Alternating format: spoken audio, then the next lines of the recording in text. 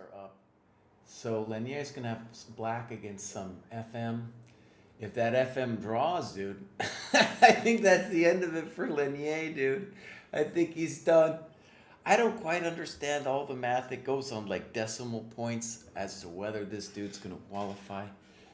But maybe even if he wins, like it's so close that he could just drop out then.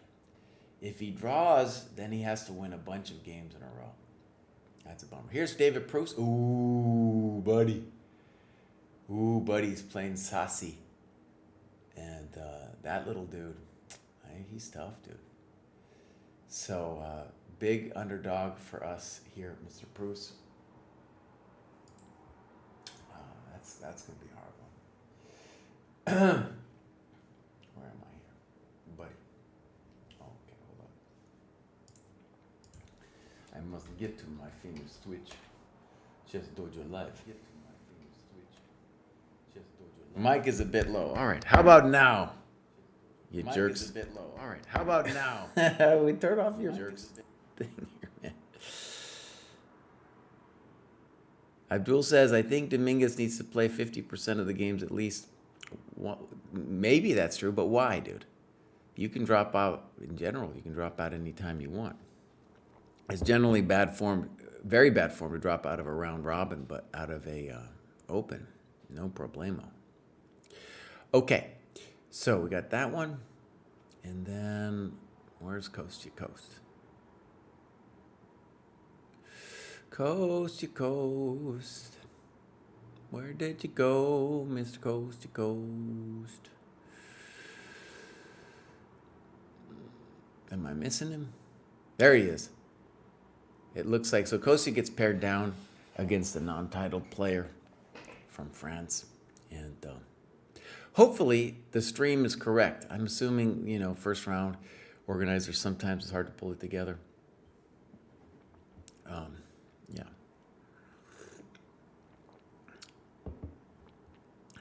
Okay, Abdul. I'm not going to fight you on this one. I have no idea.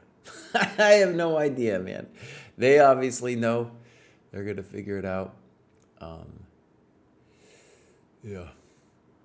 And apparently, you guys, this, the game that I was looking at before was, it was falsely said Kostya was actually this woman, Diana Mears' game we were following. And then she appeared in chat and was like, I think it's actually, you were showing my game instead of Kostya's game. So there it is there. Okay. Now, here we go. We're going to now go learn. Classroom. New. And now I must upload file. Open. Watch, it's going to spaz out with all these games. So while it's spazzing out, just tell you what we're doing here. So we have worked up from the bottom, and it took a lot of work for me to put the initial list of best annotations into the dojo. And since then, of course, many more annotations have been done, and I want to try to put in the best 5 annotations from each cohort. Is it a scientific process? Not necessarily. Is it a little subjective? Yes. But I do feel good about the 5 games, each of the 5 games that we have so far. Okay. And this is all going to hopefully go in our book, which is How to Analyze Your Games. And so we did 16, 1700, and now we're going to do 17, 18.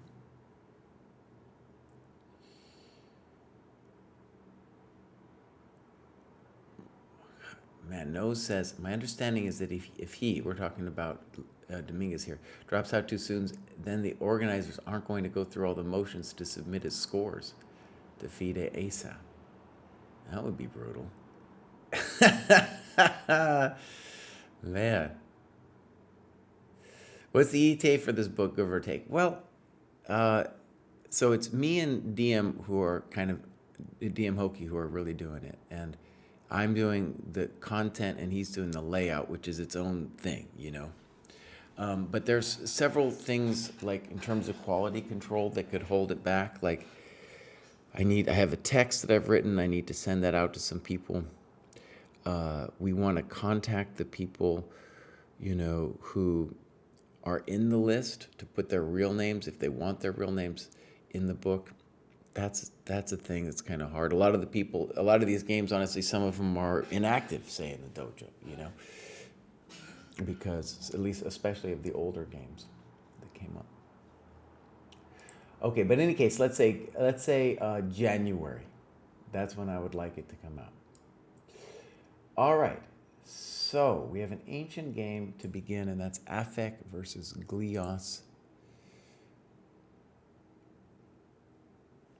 That's going to be this number 7 here. So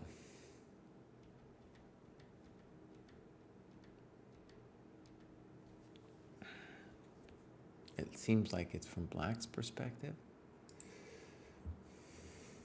And we haven't seen much of Glios recently. I don't know what happened to Glios. All right, there's nothing wrong with d5.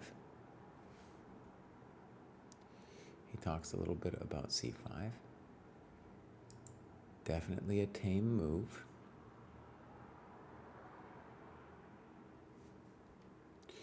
A variety of things that Black can do here.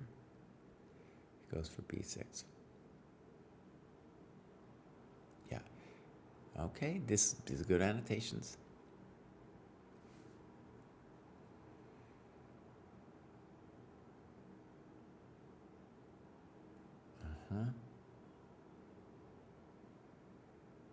Well, these are good notes, dude. Okay.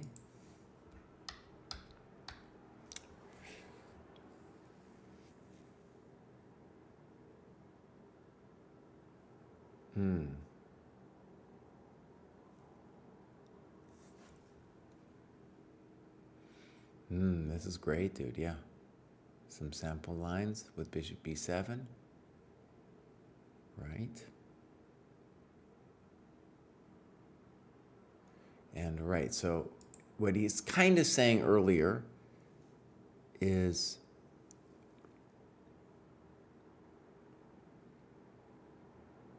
well,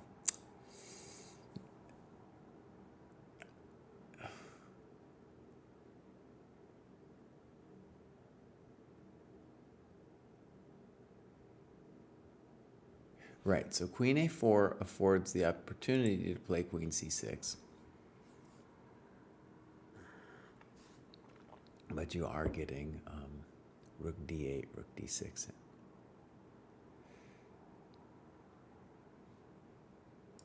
I think queen c8 is good. And now we have real questions for White about and how we feel about the position.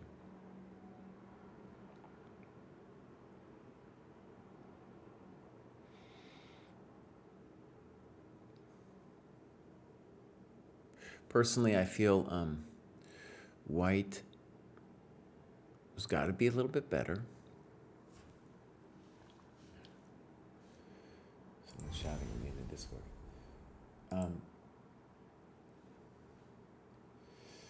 I got Jack to give Pifflesticks a free membership, bows. That guy, he was living on a shoestring budget. If he's going to go for it, man, we need to give him a free membership, man. Abdul, thank you for gifting these memberships, dude. These Twitch memberships.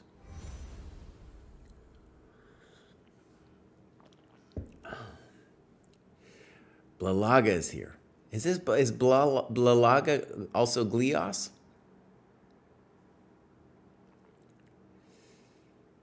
It's Glios. Okay, great, dude. Nice. So yeah, these are good notes, and I have a little trouble figuring out what the way White should persecute their advantage here too. I'm not a huge fan of bishop d2. I'm not also a huge fan of a3, and on a3, we probably should consider just going back. Because a3 takes c5 or queen b7, I think we're going to be okay. So for example, in this position, this is a simple move to play just to control this square, and we'll play c5 next.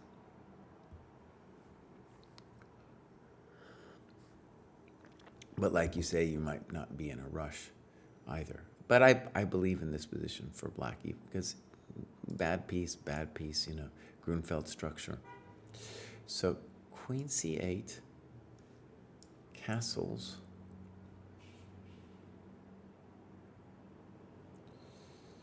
c5.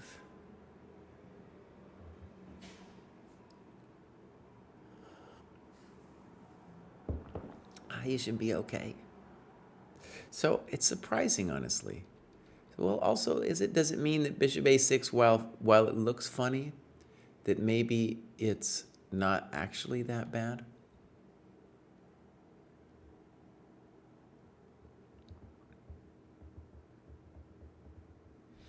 No, maybe it's not so bad.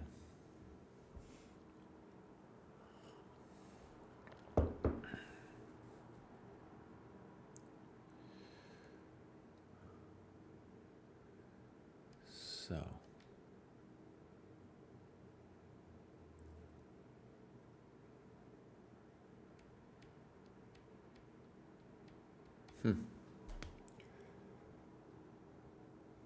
yeah, maybe it's not so terrible. Queen e2, bishop d2, I don't really know. And now c5.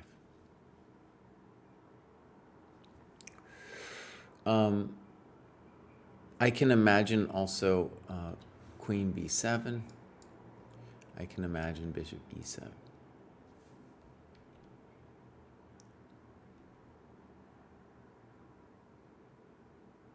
If I was playing white, I think the question would be here, a3, bishop takes, and then the bummer for me, I think, is knight e4, But if I could do it, I would want maybe to do that. Rook c1, knight takes, rook takes, queen b7. We're not in a hurry to take on c3, but eventually I think we're going to have to. No, maybe white can say he's a touch. I don't know. No, here, even here, it would take. Yeah. No, it's maybe white's a little better. Maybe that's something I would say that's what dude should consider. Because now we take, and notice that now with ED, which would kind of be the main hope for white to play dynamically, the bishop shouldn't have gone to d2 in this case, right? Right, and he goes for it with ED. And I definitely agree, knight d4 makes more sense. But he also, like you say, you don't really have any troubles in this position.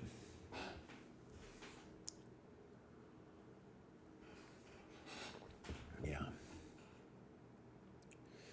Okay, so ed4, knight c7 makes some sense.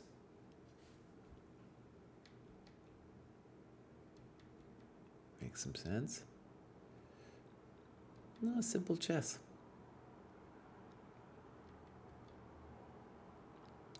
Now you got a big question on a3. Yeah, you said now I have an interesting choice. Yeah.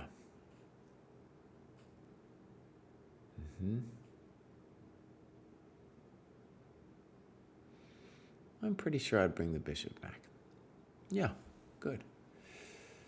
There's no need to play bishop d6. It's too complicated.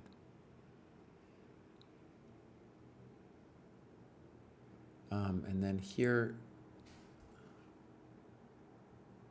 by the way, if he take, he's going to take, he should take with the pawn, right? That's the real question. And you address this. Great analysis, dude, right? So b5, maybe you have some grief with it. And so if we can't stop c4, then it's a little bit unsatisfying, right? Okay, good. So knight e5 happens. Maybe I would want a little bit of basic talk about what's going on here, but in general, I like this annotation a lot. Can't be wrong. Knight e4. He's trading off all the wrong pieces here. But let's just say it's hard to know what the guy should do. It's not clear. Well, I'll tell you what, I'll flip it and I'll try to imagine. Let's just say from a dogmatic standpoint, we want to trade minor pieces and hammer the d pawn with our heavy pieces. We do not want to trade all of our heavy pieces off.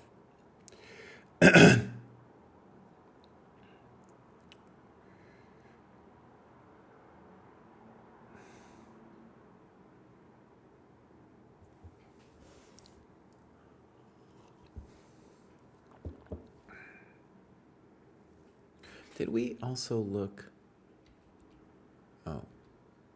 in this position, did we consider knight takes c3? I think that's a key question. Because, well, yeah, dude, knight takes c3. That's what we got to do, buddy. Yeah, I think that's the correct move. Knight takes c3.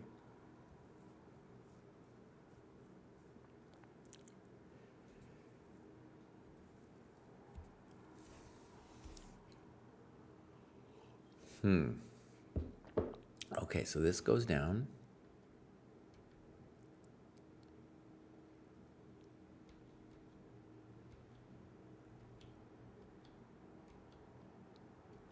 Okay, and this is a fundamental mistake, which is maybe not easy to understand. All right? And you talk about b5 to play maybe queen b6. Good, you're going to need something like that. But the big point is that trading rooks is bad, and it's not clear to people the first time they're doing this IQP. I think a lot of people think to themselves, oh, I got to trade down all the way with an IQP.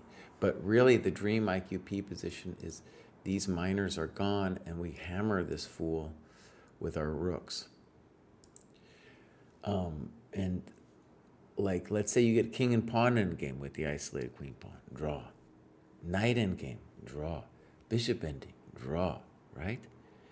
And it's really with the heavies, like the rook, like a rook and two queens, where that pawn is just hammer blowed.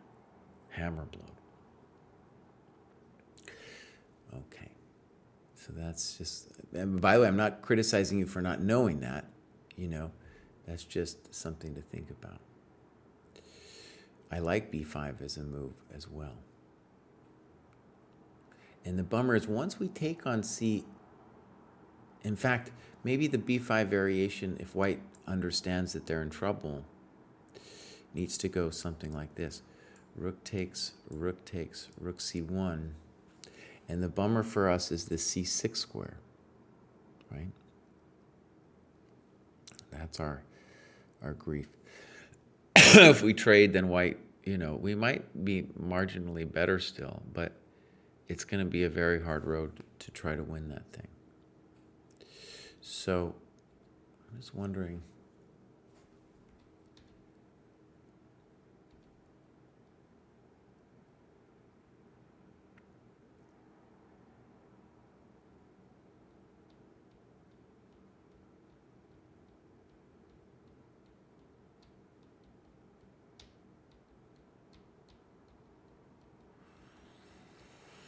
Say I do this here. 94, queen e4.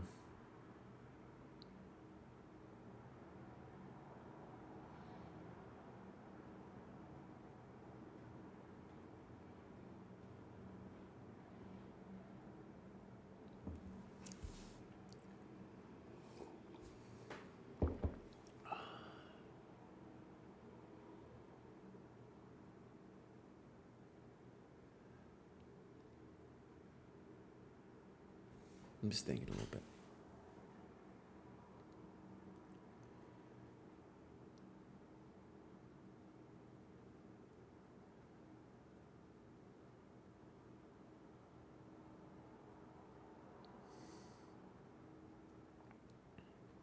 So one move that always needs to be considered in this kind of thing is f6.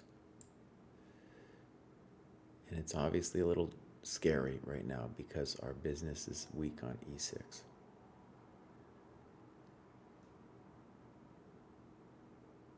I'm not sure I want to do it right now, honestly.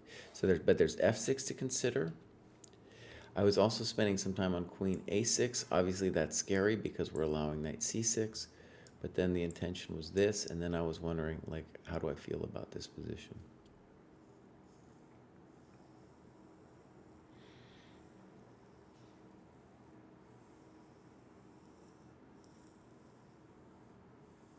I'm getting frisky here, but I might need to do something, like why? Yeah, I might need to do something a little special to win this bad boy.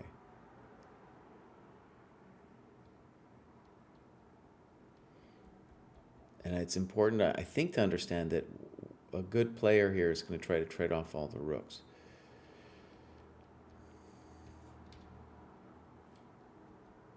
So knight e4 looks completely wrong, but at least it has this dream of being a lame-o with the rooks.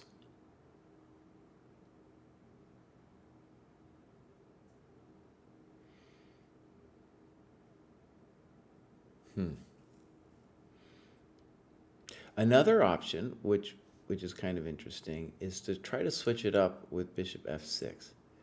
I'm not 100% on this, but let's just, I don't know. It's nothing special, bishop f6.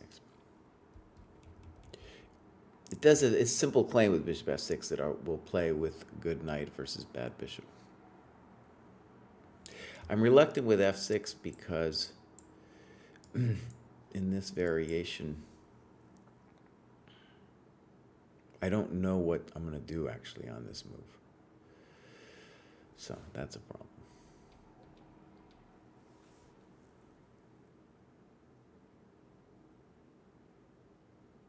Okay, so let's look. Rook c1, rook c8, snip snap, f4, very controversial.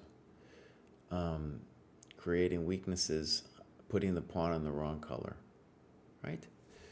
So bad move. It would be good to say something about it, I guess. Bishop d6 looks reasonable. There's other moves, but that certainly looks reasonable. Uh-oh. Now I have to admit, I didn't think f5 was going to be possible.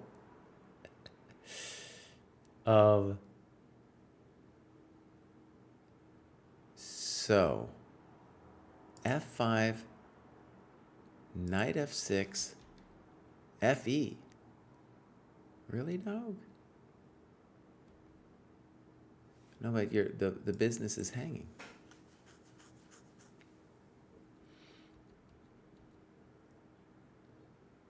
Now, my assumption was that f5 wasn't possible. And if it is possible, then we don't want to do bishop d6. But I'm looking at knight f6, and I'm wondering, like, why is this not good for us? Queen c6, I guess, is the question, though.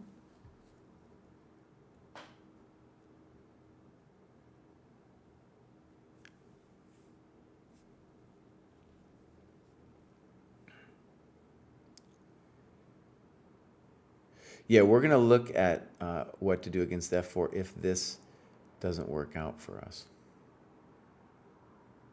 It seems like this is okay. So we have multiple moves here. Even f5. Even f5 is totally a thought here.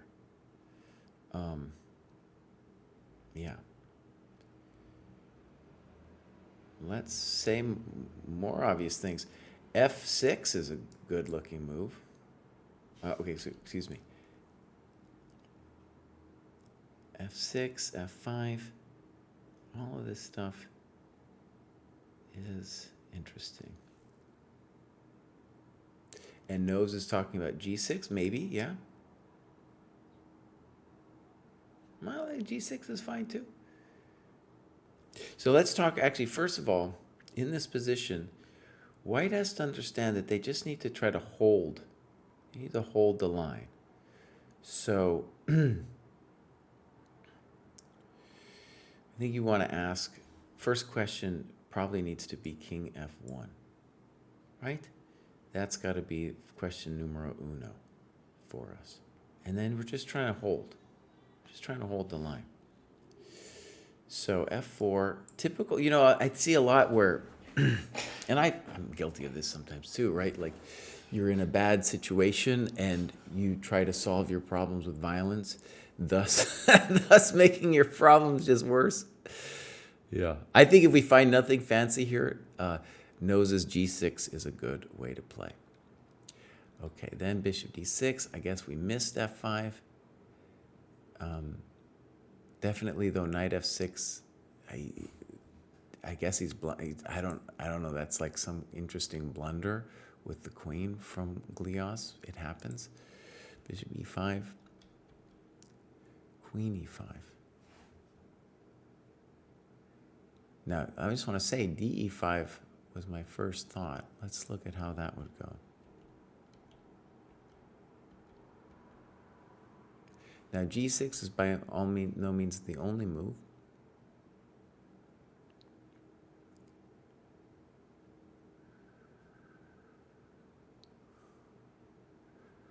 But we should say that unless white has, black has something special here, white should be okay. And on G6, maybe Queen F2, but also a move like Queen D7, and they have pretty good activity, right? Okay, so I think Queen E5 is very controversial. I think. Maybe I'm wrong on that. Oh, okay, maybe it's fine. Okay, so now H6 happens.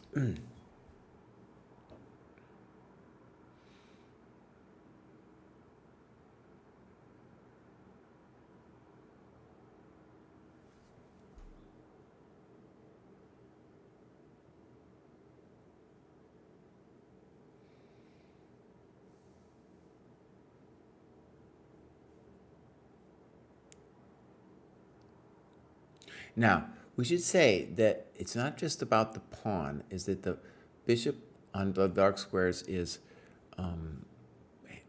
not a good bishop with the pawns on D4, B2, and A3. So, just thinking like,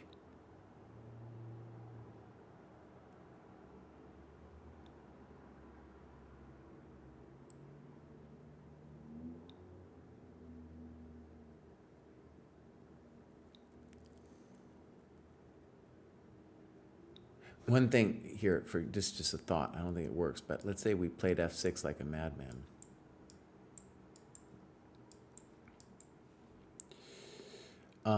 This position seems like an edge to me for black, right? But unfortunately for us, I don't think he has to do that. I think he could play Queen E4, and then I don't actually know what I'm doing. You know? Then I don't actually know what I'm doing.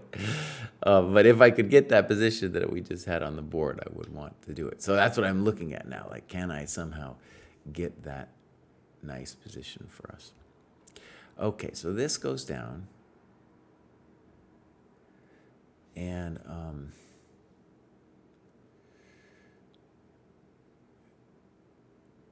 Glios doesn't look too deeply at this other stuff. And now white should be fine. Frisky? Well, probably okay.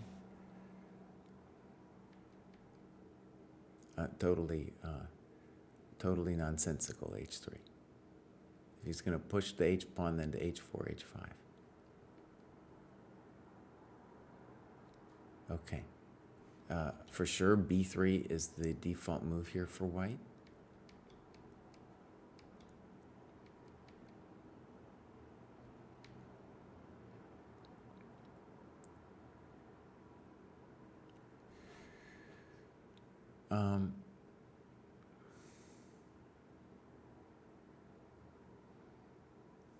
So both sides are mucking it about here. And King E5, maybe. I would rather not allow any of this. But maybe we just play knight E3.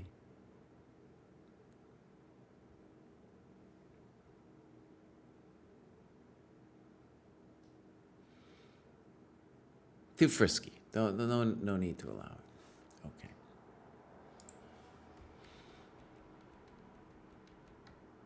And they're going to make a draw here. Okay, I'm going to keep this game in the Cohort database. I thought that was a good game. That was a good annotation. And again, it's not if I disagree with some evaluations or whatever. I want to see work, and that was definitely work. And that's how you get good at it, man. That's how you get good at it.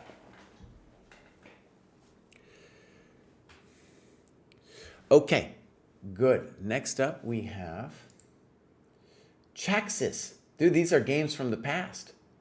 This is games from the past, man. We have Glios and Chaxis. Dude, we haven't heard of Chaxis in a long time, man.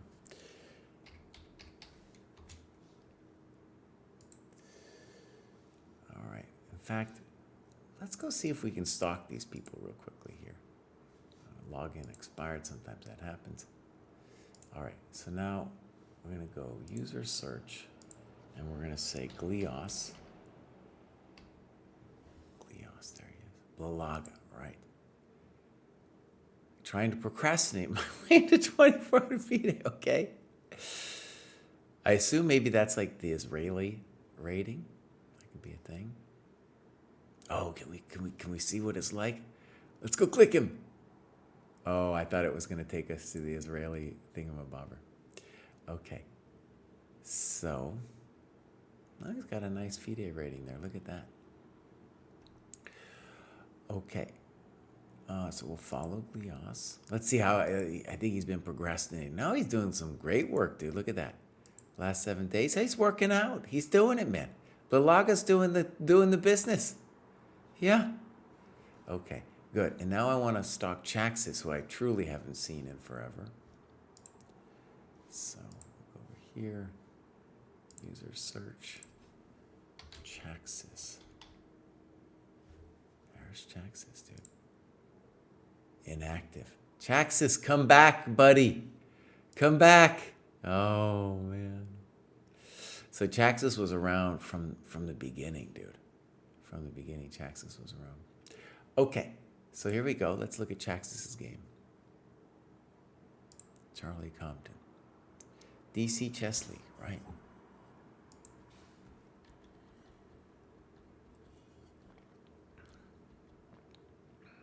Right. This was even before the dojo repertoire became such a big thing.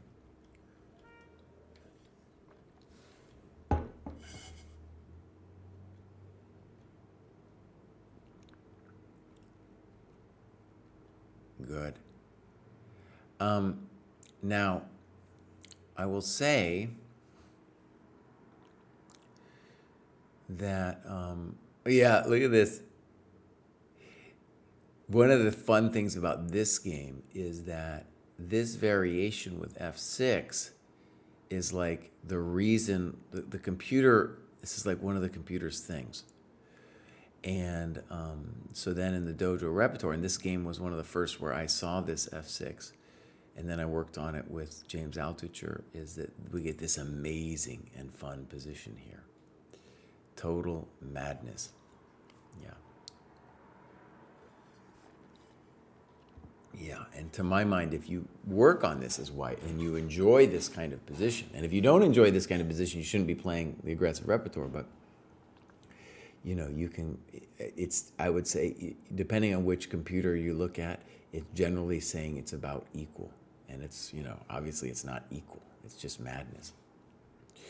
Okay, so here we go. E6, C4, doing great.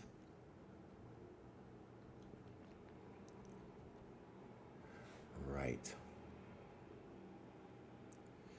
Good. These are good notes from Charlie here. Right. So Queen G4 is a very typical thing that we should be doing. I very much believe in White's position here. We really don't have to play E6 here. Oh, it's interesting.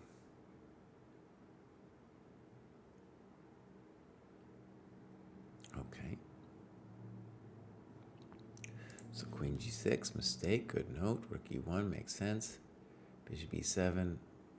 Oh, it's going to be good night Lucy over here.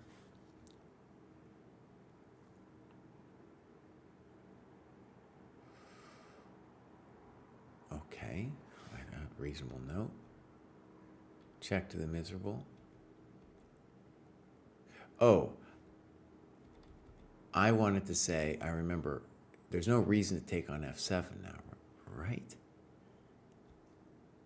Wait on that. Well, maybe we should take immediately.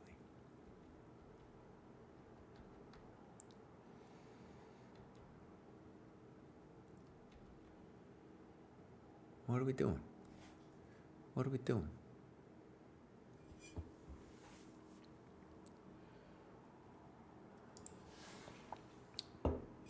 Yeah, I would want a little bit longer here on this position. Like, is Queen B3 just ending the game? It looks like Queen B3 is ending the game. You know, that's what it looks like. If I take on B7, that's it, baby. Excuse me, it would be Queen B3 here. But yeah, it looks amazing, Queen B3. It looks even better.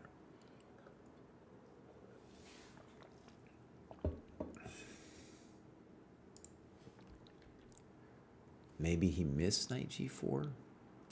And then we're trading off the stuff. I mean, we're still doing pretty good, boss. You can't be complaining. You can't be complaining. There's Queen B3. Uh-oh. He's messing with us. G3. Queen C5. Right, Rook H6. You have Queen B7.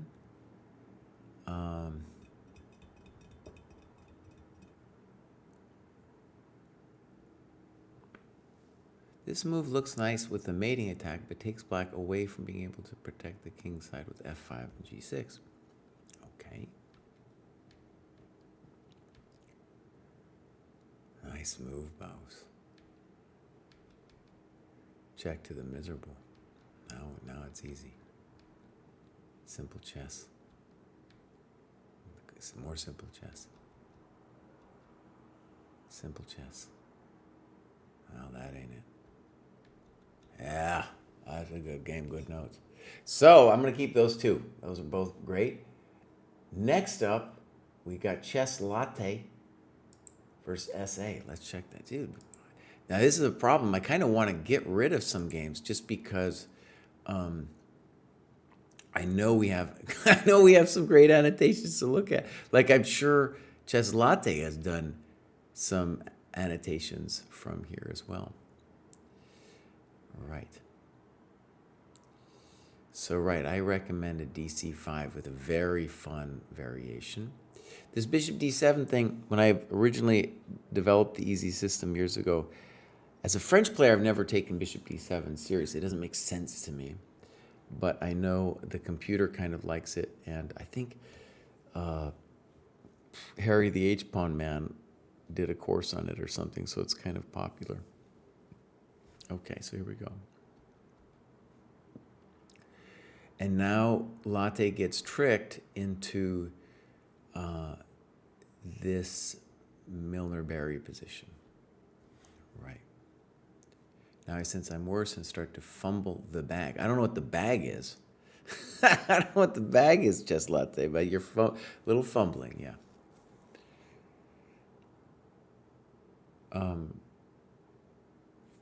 Right, and then the most critical move here for white is the old Milner-Berry business with castles.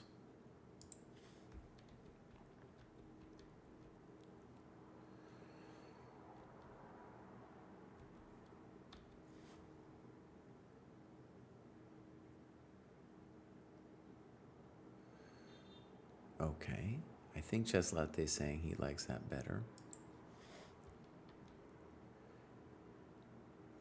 There's actually a lot of questions here for Chess Latte. Like, I remember there was things later in the game I really liked about the way he was thinking and playing, but like we've got to talk about Rook Fe1 and what our plan. Like here, this is our moment where we get here and we need to assess the position. We need to say like what our plans are, that kind of thing.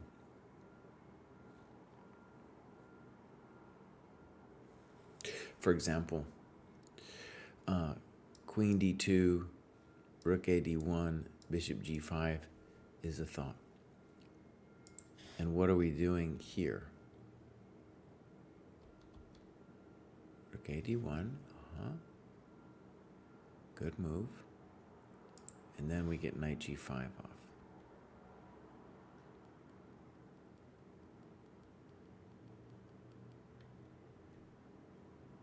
And this is fun now. This is now officially fun.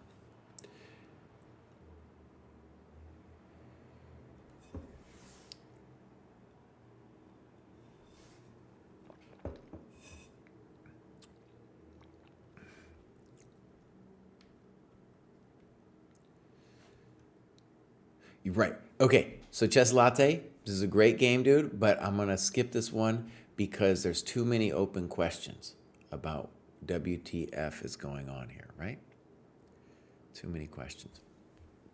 All right, so we are going to definitely give Latte's other annotations a chance, though, when we look in the database.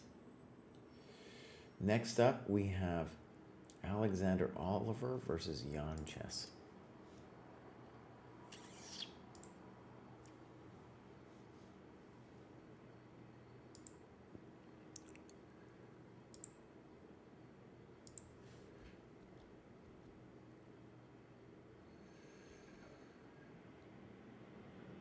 Right.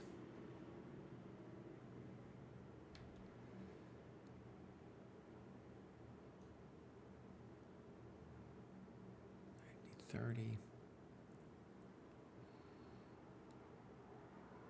Right, okay. Right, this is a common amateur move, bishop g4, where, by the way, it's a difficult position for black no matter what.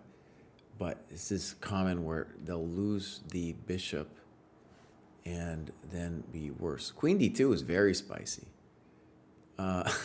Very spicy, boss. I would want to at least talk about. I think knight f3 is definitely better for white. Queen d2 is very ambitious.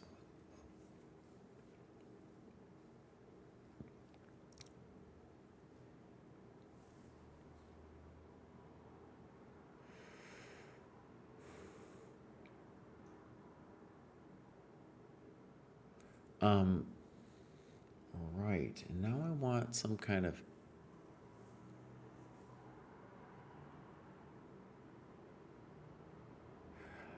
okay, I'm gonna skip this one too because we gotta think about other things besides e5. Obviously, e5 is falling for a problem, and it's cool that you have this idea, but queen d2 is discoordinating all your stuff. So if I play a move like knight a6, how is it that I'm wasting you, right? And if h3, I'll go back to d7 and continue on my regular spiel, right? Okay, so let's skip that one. Again, well, if I skip this game, doesn't mean that it's a terrible game. It just means, or annotation rather, it just means that I strongly suspect that there are games in the database which are going to be of a higher quality. Plus, I kind of want to renew the database a little bit as well. Okay, so now we're going to change our methodology here, and we're going to find 2 games. If we find some stunners too, I'll have to kick one of these bad boys off, right? Oh, wait a second. Wait. There's one more. Because we have 2 games by Chaxes. Almost for certain we're going to get rid. We can't do 1,000 of Chaxes, right? So this is the next one. Okay.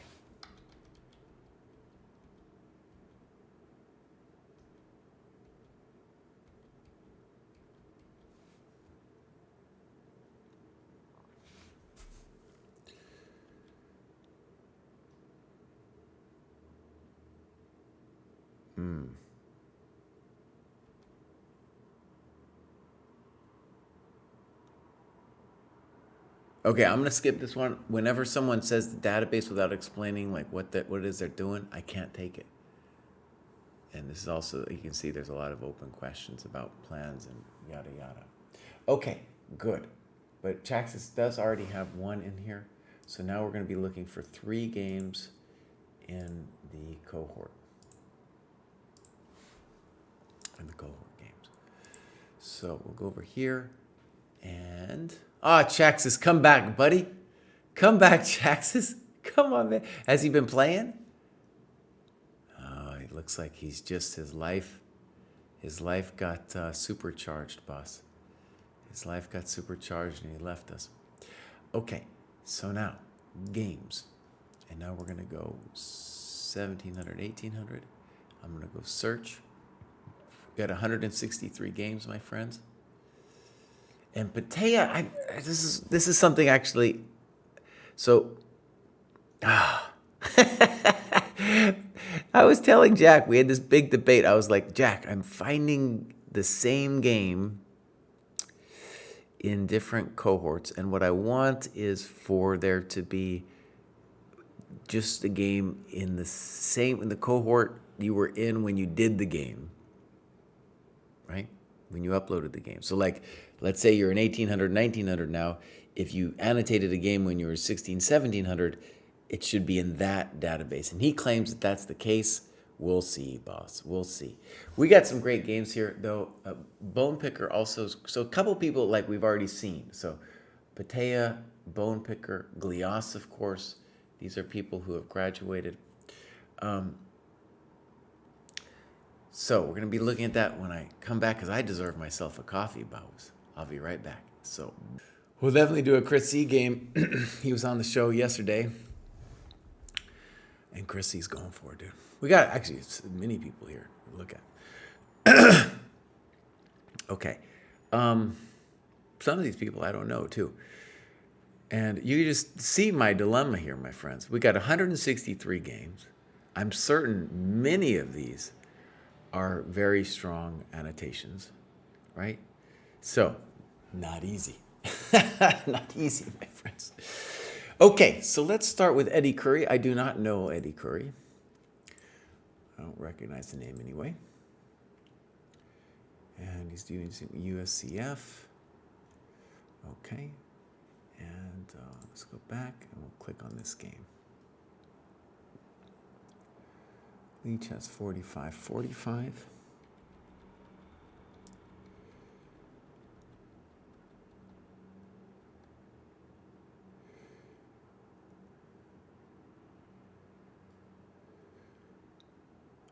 Okay.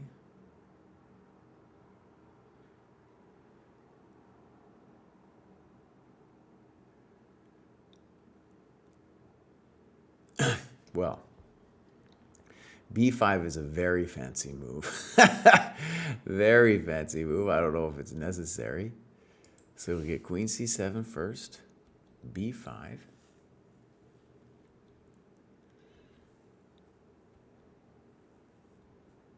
Oh, dude. So all fancy stuff. Knight D5. Okay, I definitely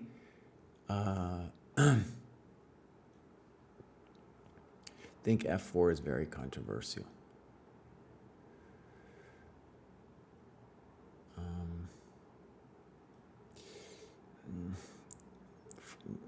I think from the argument for not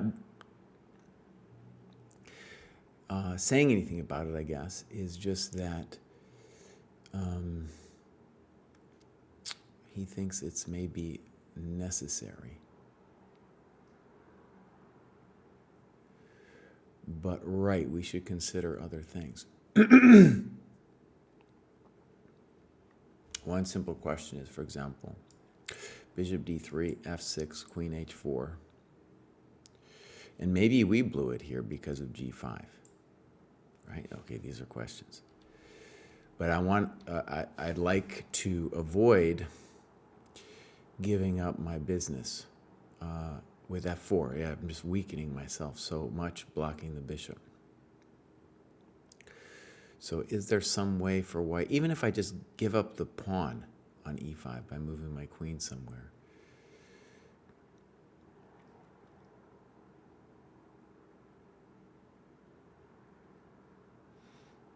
For example,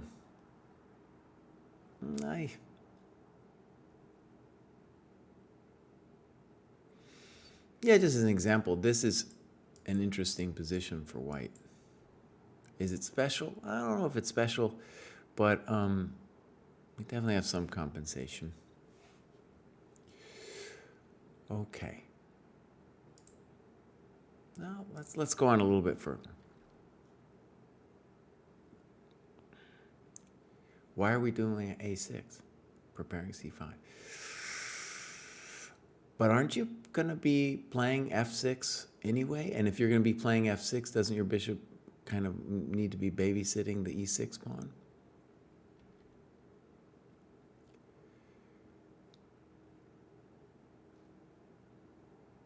Okay, so not bad notes, but I'm going to skip it just because there's more, a lot of questions that aren't being answered. Okay, so next up is Batea, and I'm a little confused because she's in multiple cohorts with, let's just see the cohorts here for a second. Because I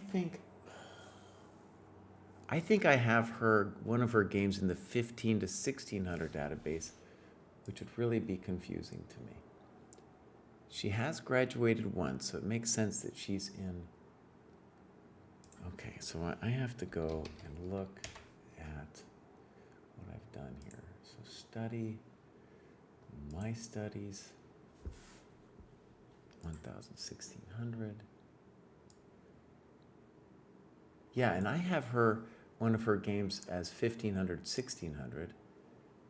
Oh, maybe I need to move that around, because it was a great annotation, but for whatever reason, I have that at 15, 16. So I'm going to just note to self here. Change Batea game from 15, 16 to 16, 17. Okay, so let's take a look at this one. Have I seen this one? I feel like I've seen this. Oh, no, I don't know. Maybe I haven't. Maybe I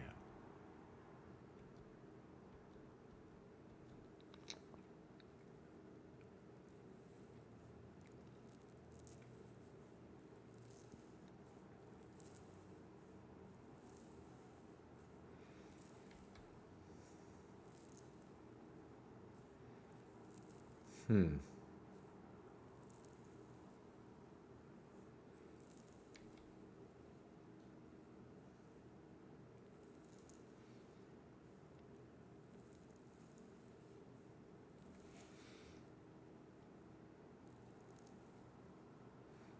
Okay, I think the real problem with F6 is you got to worry about D4.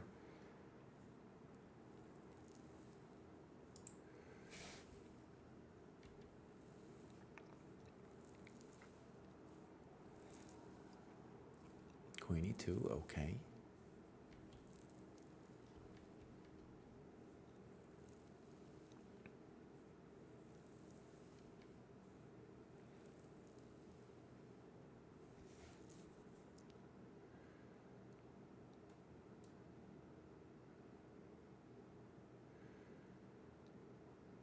I feel like, okay, this is what I would want.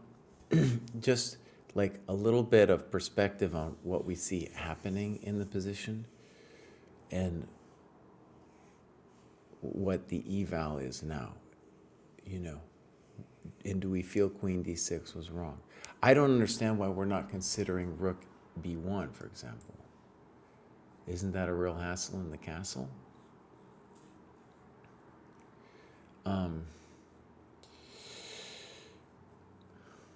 I don't know. It's looking, I don't know, Black needs to find something amazing here. Amazing to stay alive, and I don't know how they're going to stay alive in this position. Yeah, it looks lost. Okay, not a bad annotation. And I've actually went over this game with Christy. We did a lesson yesterday. I don't have too many students, but once in a while I'll do a lesson with Chris, and I thought it was a good annotation for sure.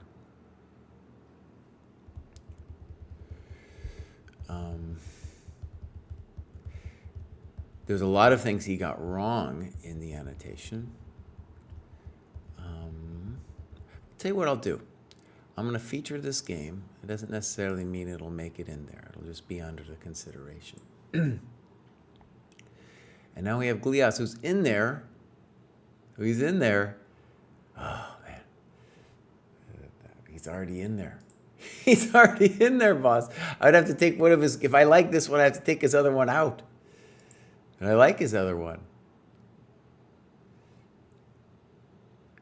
So let me just say something. This is just from the superficial glance. It looks like another nice annotation. We see a number of people really getting good at the annotations, right? Okay, maybe it's not the way you're supposed to play, but it's not bad. He is blitzing the moves.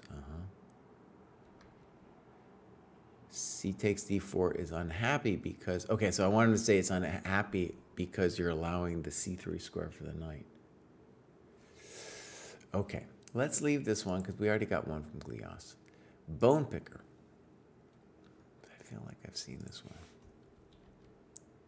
Yeah, we've seen this one. So Jack doesn't believe me that there are games in multiple databases. And this is one I've already seen. Okay, I'll tell you what, I'm going to send this link to Jack just because he doesn't believe me. He doesn't believe me, man. So, we'll say, where's Jack? This is another one that is into Cohort DBs. 16, 17, and 17, 18. Okay. So we'll go back. That's Bone Picker. Raisin Bran Crunch we've seen before. Let's see if yeah, we've seen this one too. We'll say this one too. Because I've seen this one because we just looked at it from 1600, 1700. So now we have night vision. No, that ain't it. Now we have Hupskirt. I believe Hupskirt has a game from a lower cohort, but that would be okay.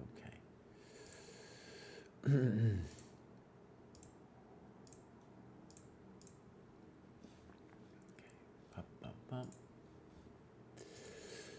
All right.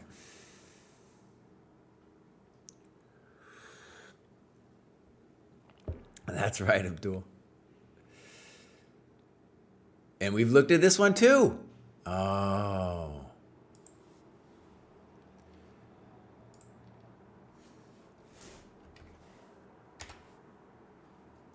Okay. So, that's Hupskirt. I think we might, I know I featured that game for one of the cohort below.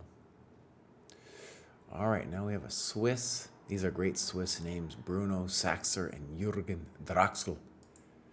Here we go.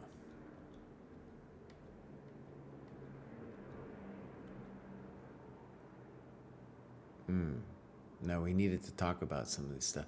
This, for example, was White's last chance to play d4.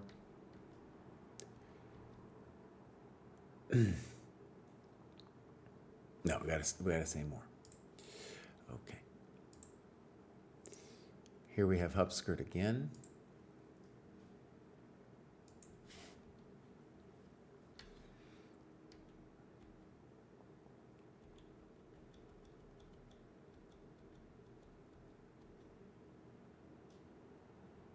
Short and sweet, okay.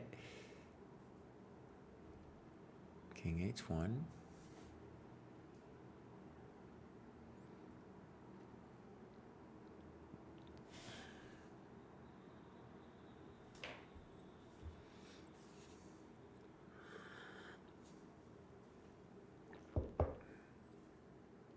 Okay.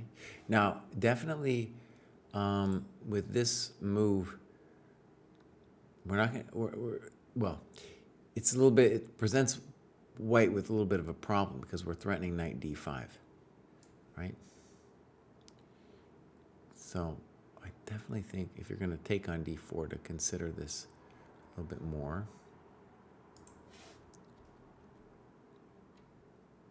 That looks like a blunder. Yeah.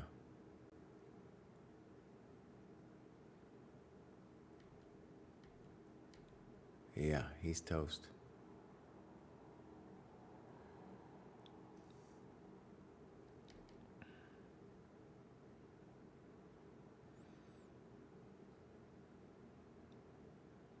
So d5 certainly looks good.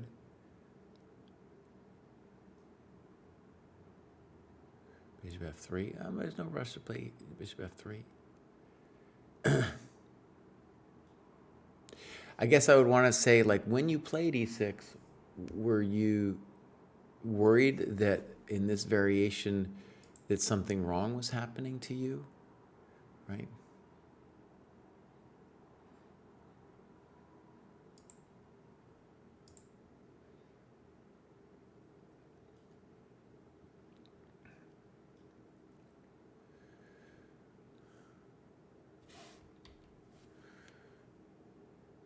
And then in this position, we should consider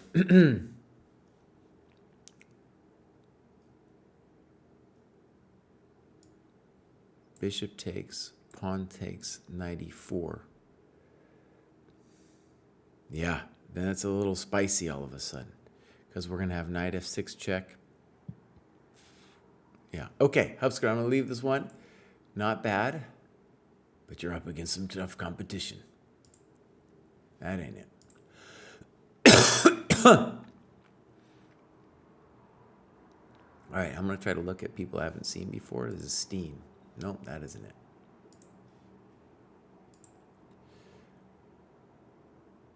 Here's another one with Chris C.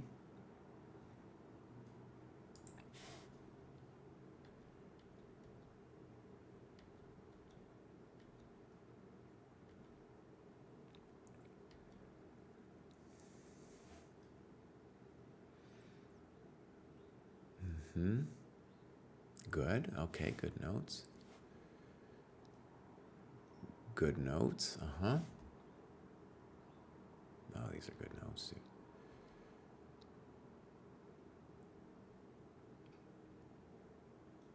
See, dude, this is what I'm saying. It's simple chess, good chess.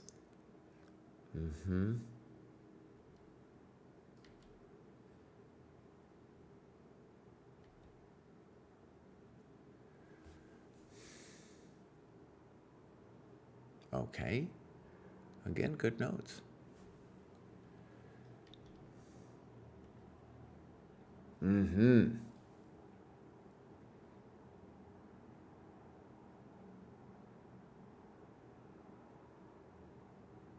Oh, these are great notes, dude. These are great notes. Okay.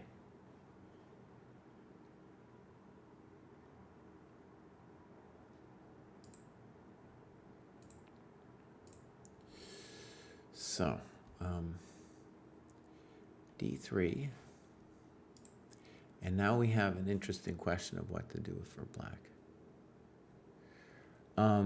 I would want dude to consider b5 here.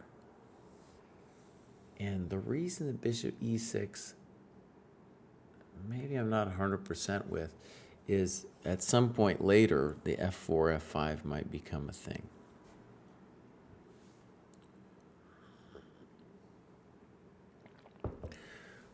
Well, Pepper Chess, he's yelling at me on the Discord right now. He's saying I only see it in one cohort, but I know that I had seen it in the other cohort because I just did the show yesterday, and I remember seeing the game. So I don't know how to debate the man. He's not seeing what I'm seeing, so we don't even know what we're saying. So, okay, bishop e6, I would want him to think about b5, just because maybe the bishop doesn't want to be on e6. King h2 makes sense to me. He wants to play f4. knight d7. Here I'd want him to tell me what's going on with f4. But maybe that's what white's going to do anyway. Plays knight e2.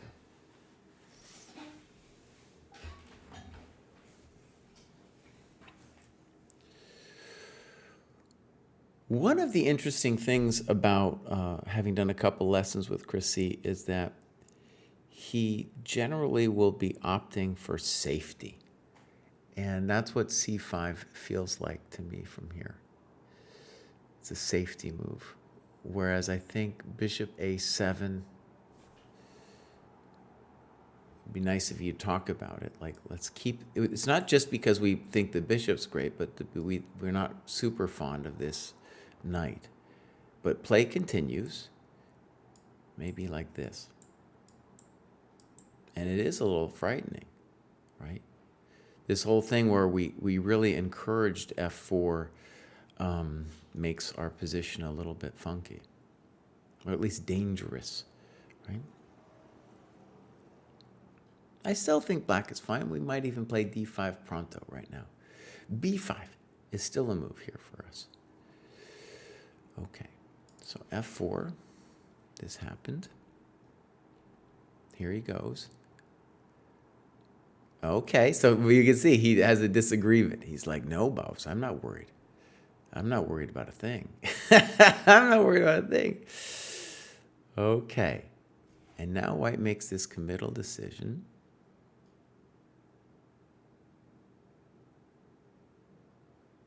Let's see what he says about g4. g4, b5, and now I would want him to consider b3. Oh, no b3 for you, buddy. Oh, well, thank you very much. We'll take first and then play b3.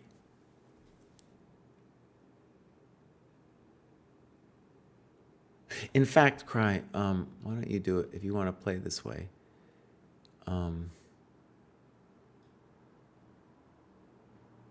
No, we're probably going to take this thing. Let's take this thing.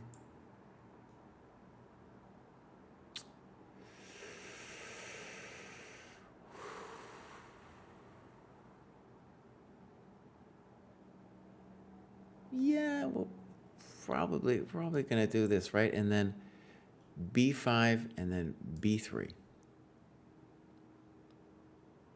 Yeah. b5 and b3, and then the game goes on with like knight c5. And the idea of knight c5 is we're saying b4, knight a4. How special it is, I don't know yet. But we're going to say that's some counterplay, and we're intending a5, a4.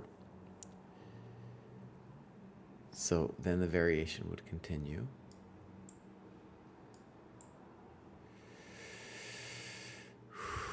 Problem is once a4 comes, I'm going to play b4, knight b3 will be our thing. So, I mean, it's hot. It's very hot.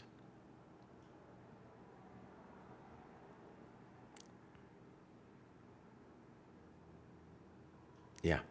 So something like that I would want to see as a variation. b4 and now b5, and he says I'm winning.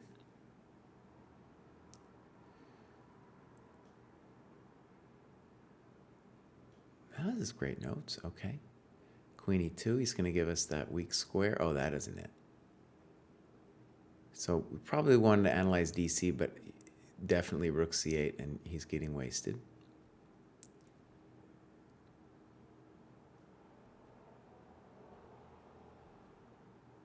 Okay. Weird. Rook fc8. There's no reason not to play this straight away. Absolutely. Good. Good note. No business there. That's a nice move, Bows. That's nice.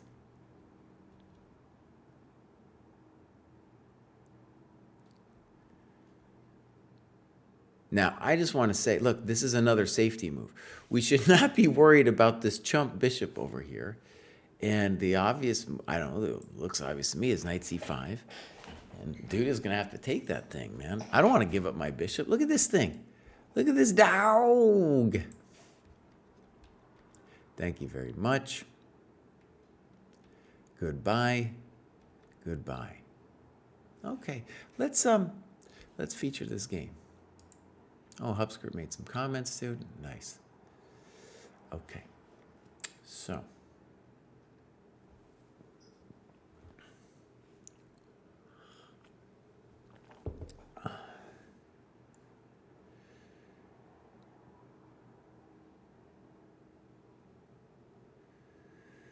what I'm saying, Jesse, if you have a box you can tick for already reviewed for graduation, so, or the annotation, blah, blah, blah, you can just filter them out. When you're going through the cohort games, so you don't waste time looking at games for a few minutes to see if you have reviewed it.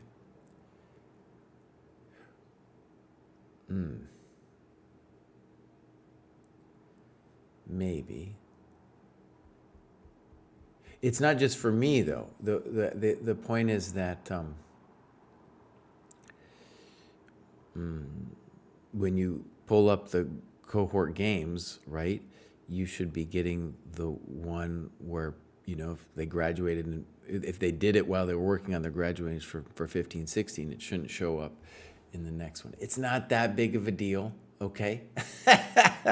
But it's just a thing that if we could fix it, it would be good. Let's look at X. Okay. Here we go.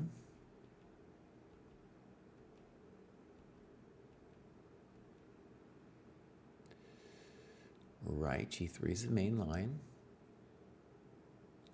Now, one thing is my experience as a coach is Black needs to understand what the big picture idea is here. Otherwise, like theory schmeary isn't going to do it.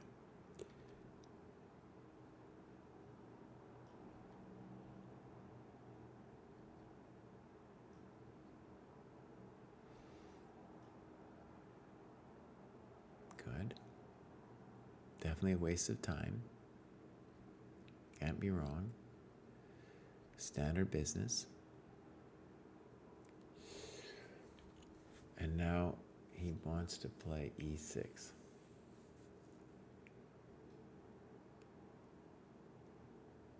Let's see what we're saying with E6.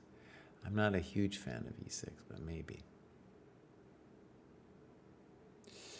E6 seems definitely weird to be going back and forth. Queen A5 with the idea of knight B6. No, I don't know.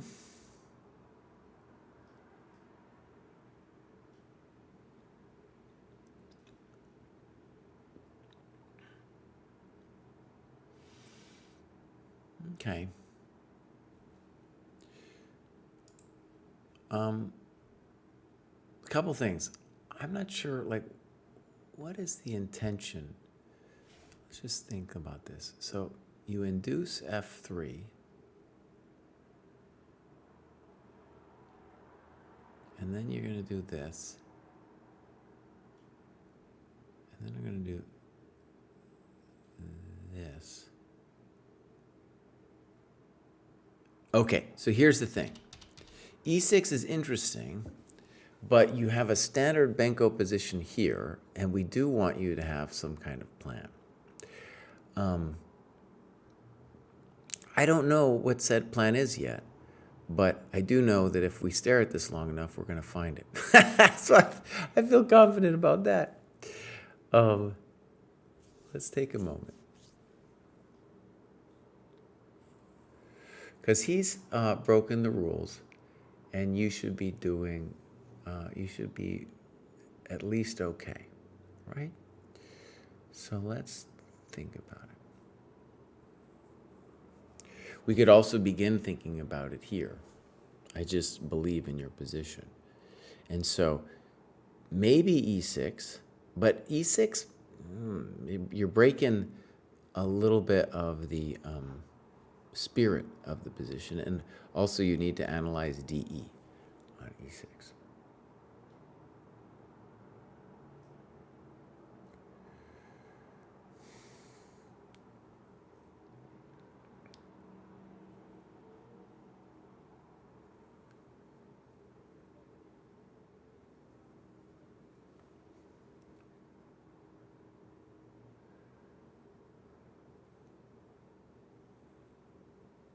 Just looking.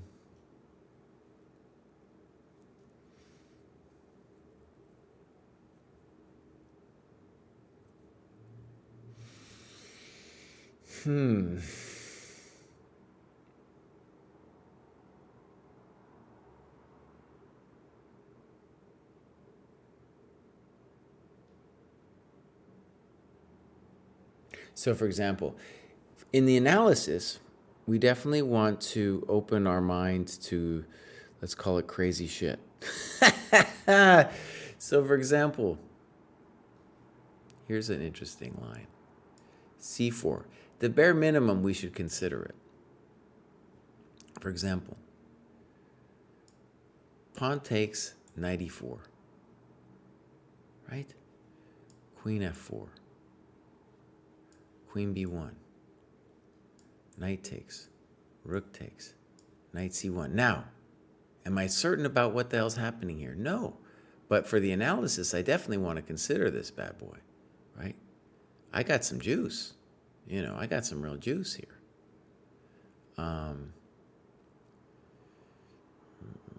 Yeah. Knight g5 here, it could be a default variation, and I have rook a2. I got moves. I definitely got some moves, okay? All right, so EXO, not a bad annotation. And Claude actually was also asking about c4. Good, so we're on the same page. Again, that's a very typical thing. If you go over those kinds of positions, you will become very good at the bingo. All right, next up is Puta.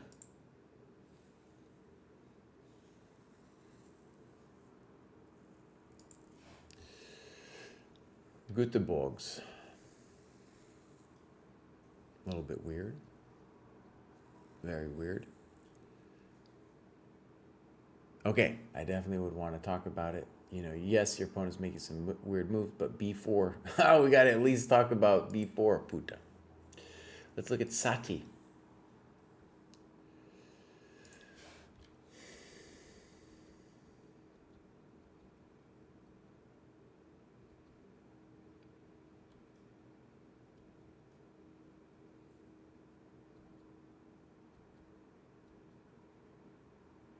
Okay.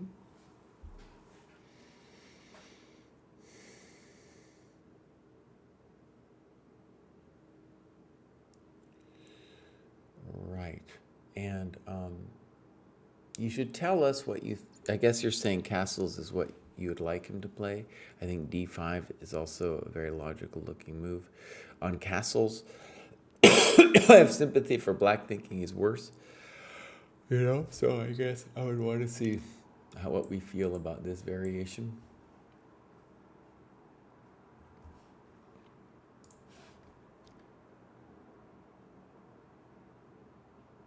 Okay.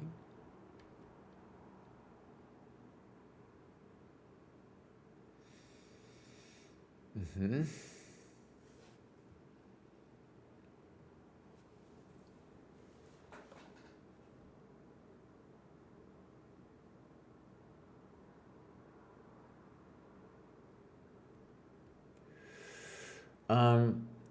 Right. Now, what I would want him to say here about the comparing it to the King's Indian is to just say a little bit about whether he thinks this is a good situation or a bad one.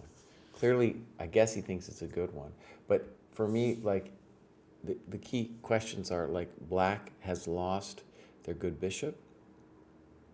They have a bad knight on e7, but they are reasonably well developed, and we do need a plan, right? So maybe knight fd2. It's very frisky, very ambitious, right?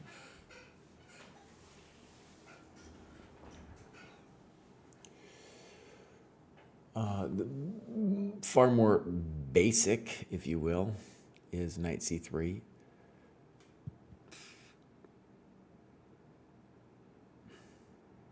Yeah.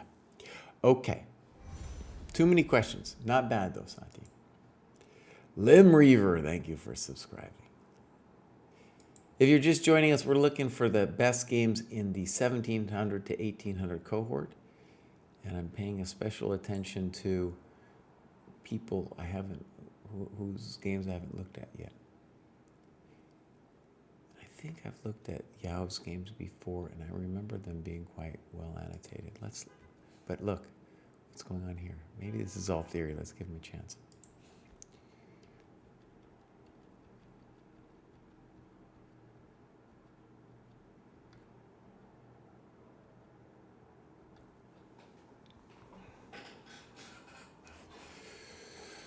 Okay.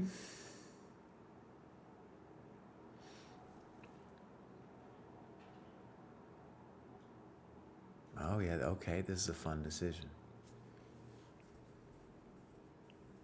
Uh-huh, okay. And, right, it looks like you thought for 14 minutes here. And white's kind of blitzing it out.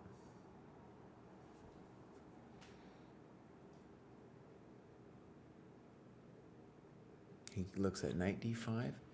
He looks at bishop d5.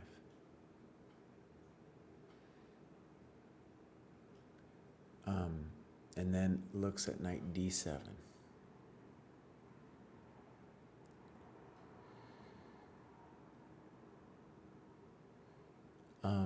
One thing actually I will say about this is that I remember I played a lot of these positions when I was a kid too, and I was terrified, irrationally terrified of losing the bishop on e7. But it's really important to see that knight d5 lost the tempo, and then knight takes e7 lost the tempo. And also, even if he says that the reason this is good is for concrete reasons, but I'm going to say no, because white has so much work to do before this is even possible, right? So yes, d5 is a good move here, but look, I can play rook c8 too, and I also have a nice position. Okay, so this is a good teaching moment. All right, now dude allows this. This is interesting.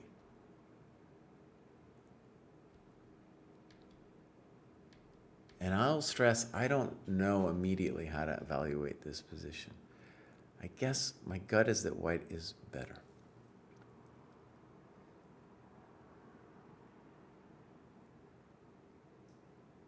Okay, I'm loving these notes, Yao.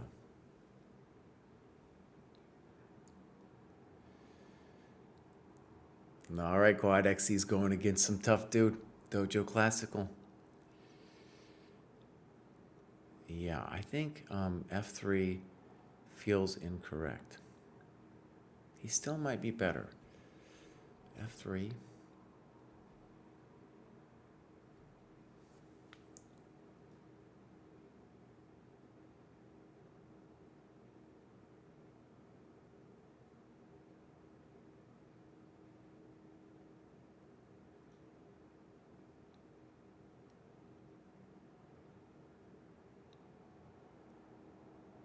Huh. So, the pawn break is now extra strong, he says.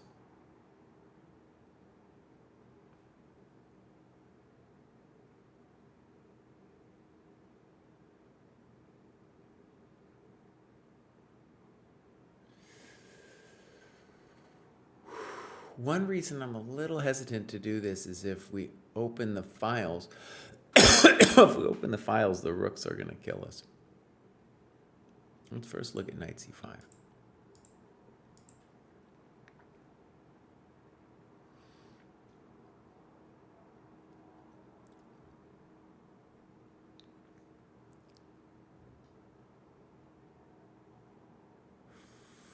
Yeah, it's an interesting position. Okay, yeah. So maybe not knight c5.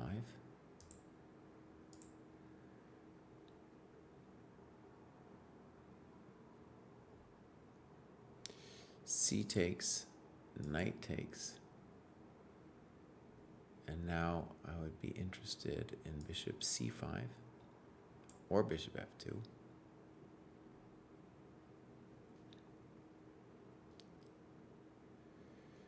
He's talking about bishop f2, knight f4.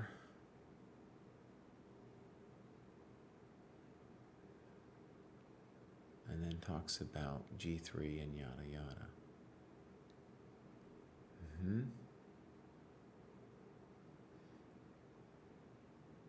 We can't play queen d7, right?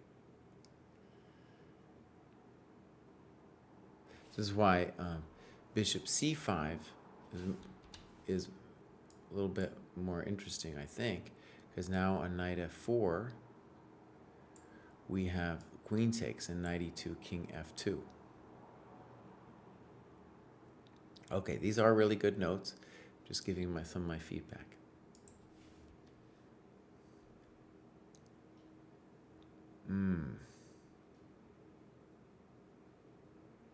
I agree. It should be rejected on principle.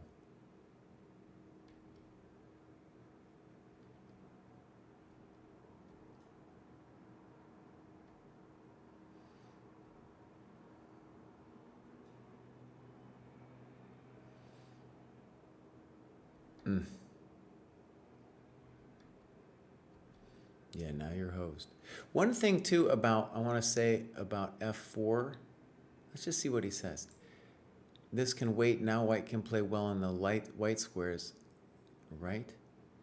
Exactly. So the other thing we should say, Yao, is like this whole plan, dude. Knight h5 and f5, I don't think you have the juice over there, right? And yeah. Okay, so this went bad. Somehow you drew this game. And bishop d3 is fine looking, but if white wants to make his life easy, then queen d5 looks like a pain in the butt, right?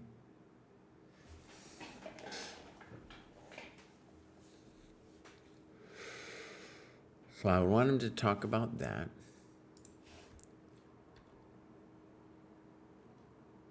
And I definitely want him to talk about bishop takes c5, because white will then inevitably get bishop e4 in, and then it's just a pain in the, yeah. Now maybe you have some practical chances. Queen f5, logical. White's, both sides getting low on time now.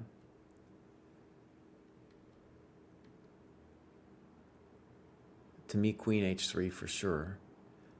You're looking at all those tender squares and h7.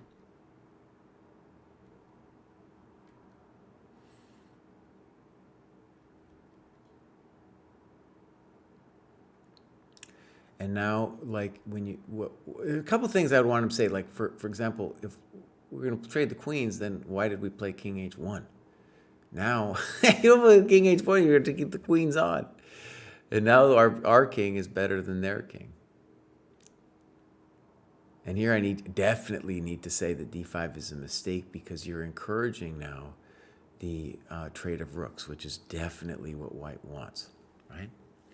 White really, really wants that trade of rooks. So we need to talk about different moves.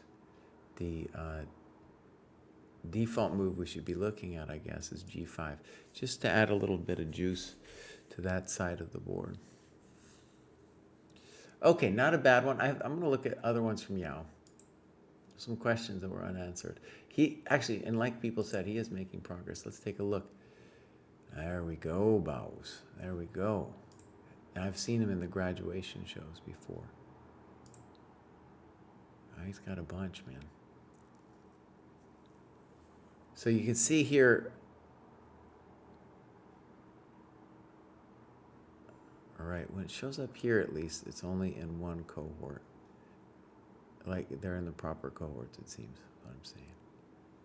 He's playing this dude, Joaquin Arts, a bunch.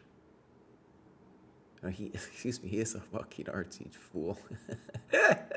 He's playing Joaquin Arts a bunch. Okay, let's look at this one real quick. Is this what we just did? This is what we just did, Bob, right? No, this is now. is close. Okay, so similar idea.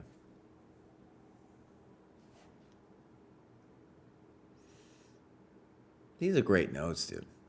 Yeah, great notes. Okay.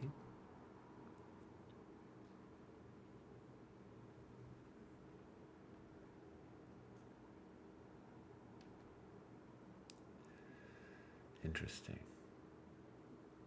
C4.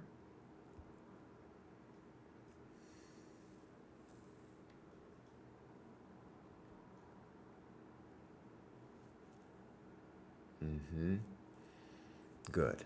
And it's cool he's doing this because, right, knight a5 is one of the key ideas for white in these positions. Bishop f2 is also the other move that, again, he gives a game. Okay, good notes.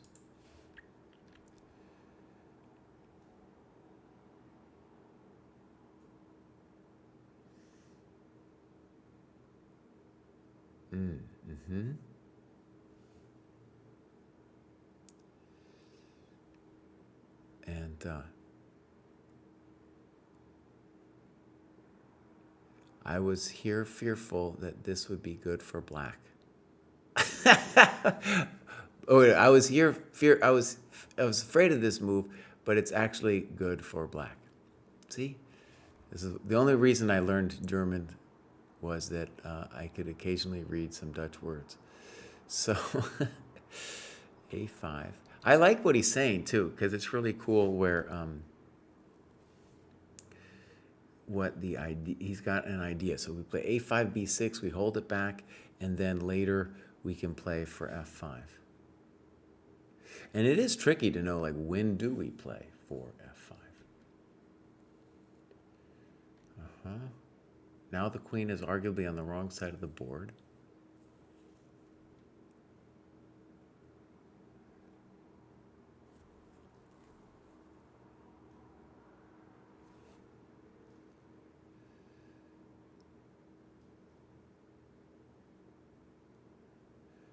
Now he's talking about f4.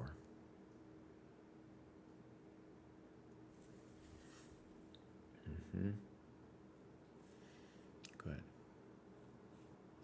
Both games, his opponent was a little bit funky where to put the king. These are good notes, dude. Okay.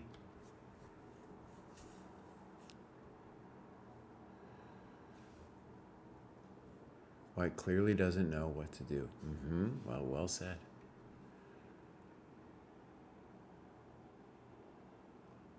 At this point, I don't know what to do for him either. He's put his pieces in such nasty squares.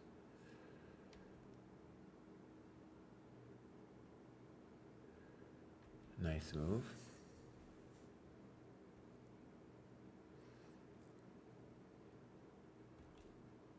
Oh, dude, he's taking his time over here. Now, arguably, we should have been doing this earlier, but I like you're doing this, and now we're going to body slam it. That was terrible.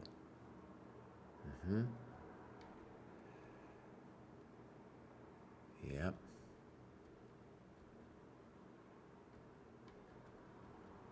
Check to the miserable king.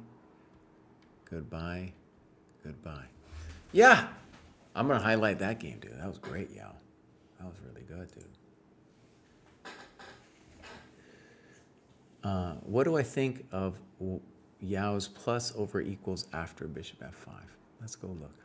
Re-examine it.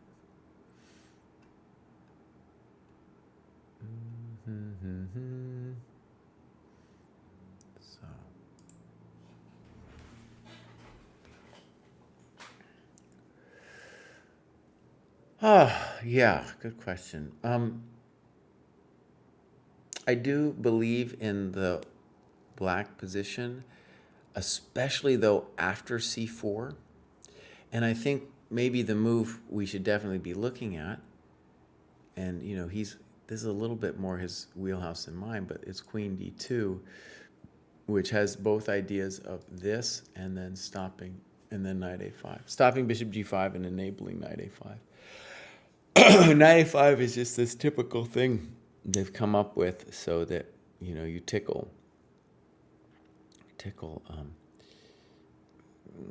B7 until C6 is enabled, right? And then if B6, to stop it, then again, I think F4, we're aiming to try to tickle the E5 pawn away. And yeah, it's a little bit hard for white. So I think I kind of like it, but I don't know exactly what's going to go down after Queen D2. So that was a good question, Claude. Okay, so someone's yelling at me in the dojo. Let's see what's going on. And Hubskirt and Jack is like, I don't see these people in 2 cohorts, boss. I don't see it. So I don't know what to say. Jack, if you're watching, boss, all I could say is I've done these things for day after day, and I'm seeing the same game. I see the same game as we go through the cohorts. So, all right.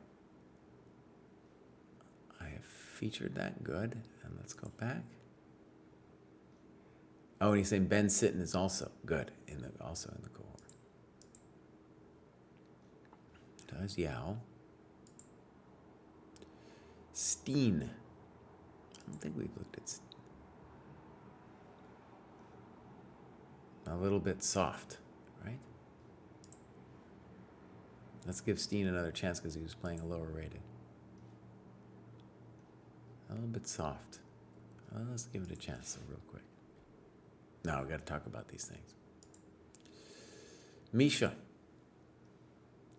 All right, easy system against the French, boss.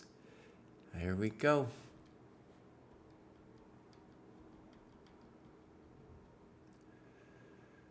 Right, and DC is the move I have in my situation. And then right, he falls for a trap. CD4 is the correct move. This is Bishop C2 is actually what we saw in the game from Chess Latte. Exclam. We're doing great. Knight BD2. And F6 is very controversial.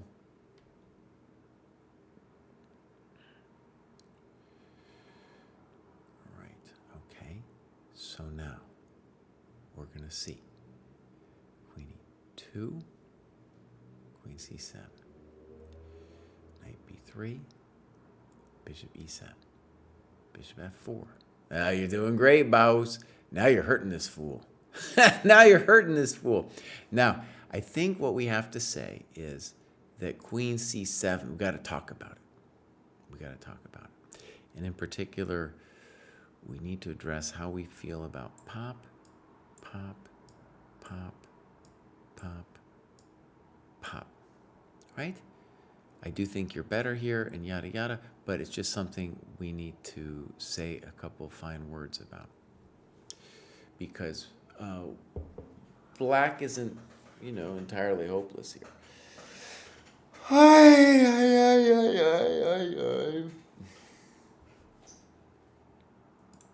Yeah, we got to say, yes, the easy system's awesome, but if you get this position, we got to say, buddy, we're body slamming you here, man. And then you talk about Bishop F5. Rook AD1. Mm-hmm.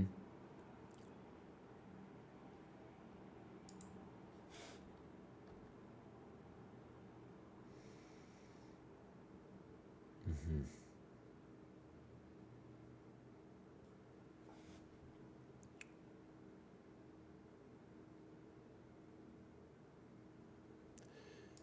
Knight D4. Knight D4, E5, pop, pop. And then I need you to tell me an eval here, right?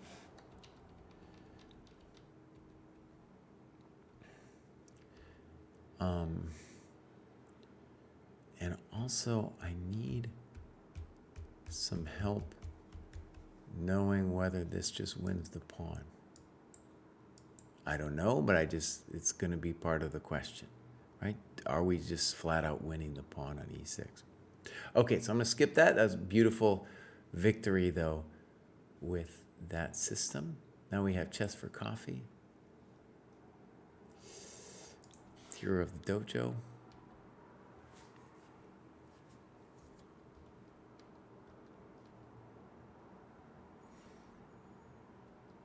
Dude, he just doesn't care. He doesn't care, man. Okay, time out. We got to talk about c6 here. Got to talk about some other moves. If this works, then yeah, then it's just a massive thing, obviously. And here we got, I guess you're winning now. Okay, Chess for Coffee. So there's just too many open questions there, buddy. Beautiful victory, though. Let's look at one more from you, buddy, because you are a hero of the dojo. Okay, so here we go.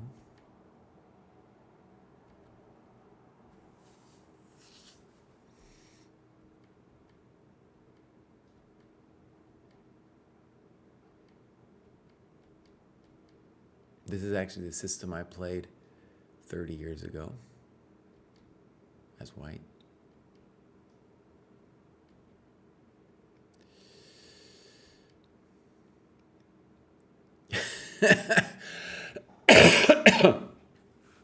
All right, so very interesting position, and it'd be good to think about.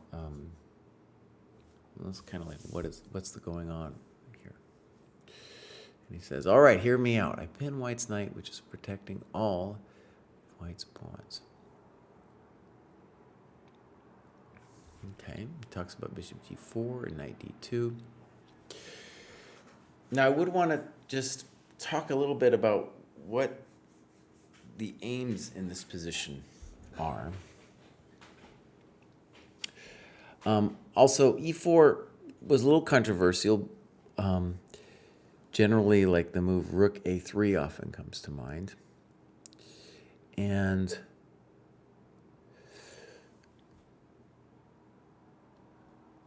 so the aims of the position are, White is trying to say that the pawn on b5 will prevent all of the normal counterplay, right? So there's so many different ways this can go down.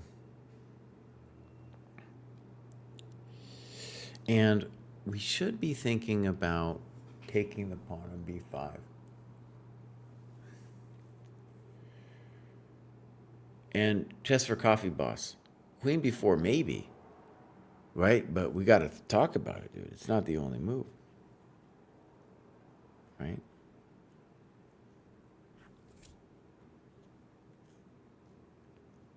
So, for example, knight takes is a little bit of a concession, right? Bishop takes maybe more normal. Bishop a6, castles, and you got several moves, but we could talk about this one. And then later the queen can go back if it needs to. Okay, not bad annotations. Here's Misha again, Hupskirt, Bobby Green. Is this Green 007? Kugler and Kutzweg. All right.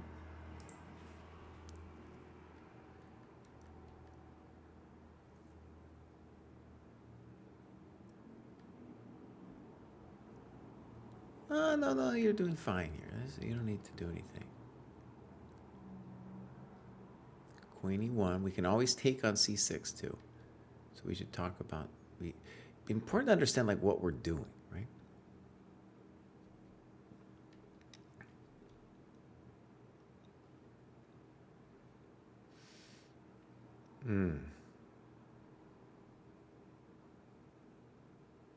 It's definitely a critical moment.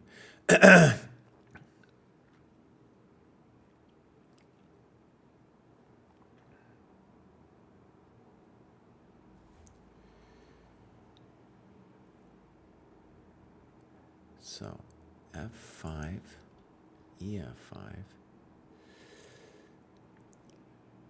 Bishop h6.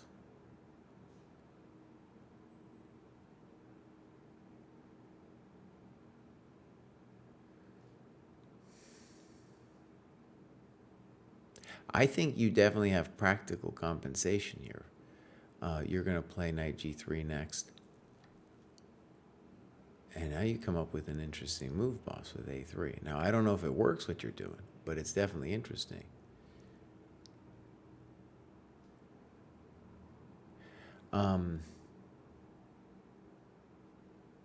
The other thing about this position is knight c2, rook c1, g5. Right? That's a hell of a drug. And now the rook is going to be thinking about coming this way. Maybe this is maybe a blunder on my part though, because I think I'm allowing that. Yeah. So that's a blunder on my part.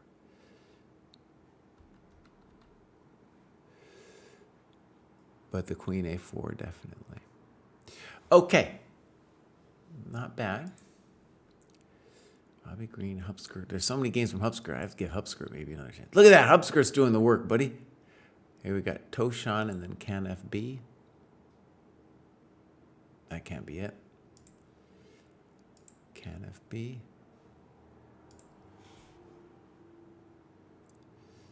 Right. Okay. Too many open questions. The Bradley Open.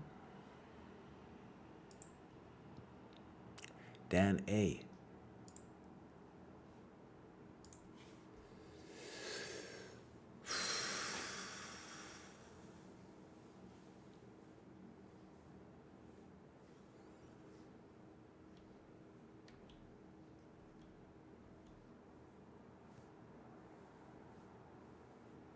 Okay, so we definitely want to consider other moves, such as CD and knight h6.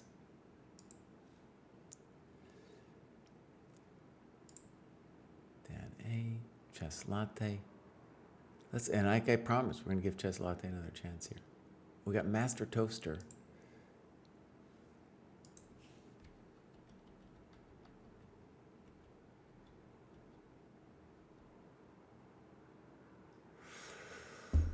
Right, so bishop f4, and the reason that this is funky, we should definitely got to talk about bishop takes c3, buddy. Definitely got to talk about bishop takes c3. Why are we rushing that? And then just for the monkeys in the classroom, the reason bishop f4 looks wrong here is d5, and the problem with the London bishop with the c4 pawn is this communication will make it difficult for white, excuse me. Little things, other things to talk about. Here we got Chess Latte.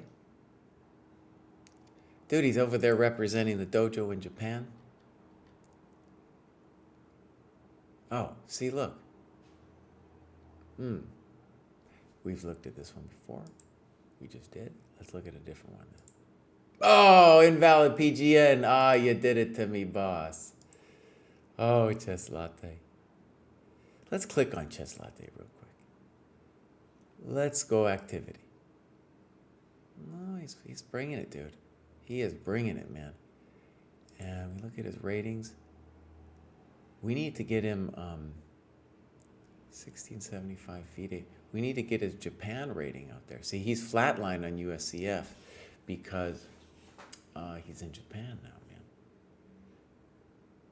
1675 FIDE. Okay, so let's look at some of these games here. Oh, Latte? You need to be uploading these games, boss.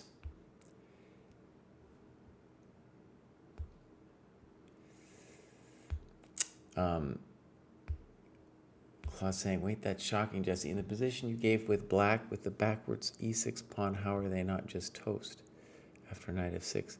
I have to admit, my mind has already lost the position. I've lost the position. The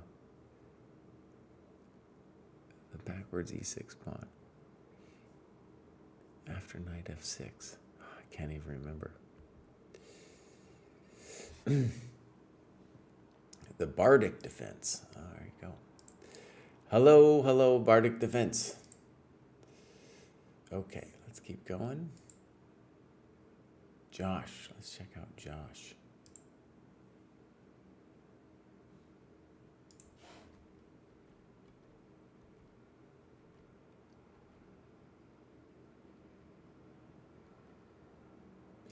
I definitely want to talk a little bit about A3. I want to talk about Bishop E7 some. I want to talk also that in this position you could also play Knight D7 or Knight C6 even. Okay, but I guess this is all preparation.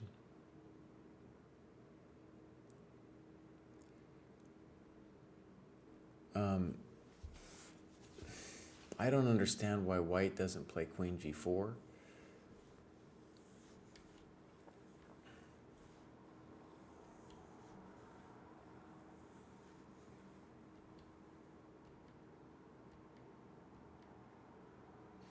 Too many questions. Too many questions.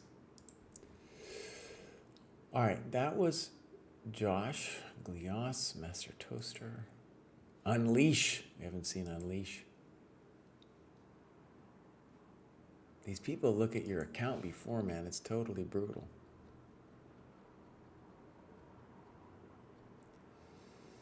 Okay, so. Right, you can play this way. It's a little weird.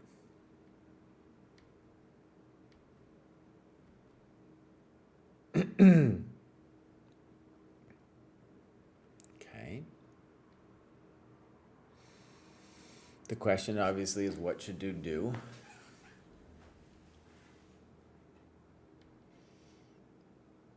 You get aggro with the bishop. And H6 is definitely wrong. Not only losing a tempo, but putting a pawn, making a pawn move on the wrong side of the board. Would be cool if we had a sense of what he should do. The moves Queen B6 and Queen C7 come to mind as options for black here.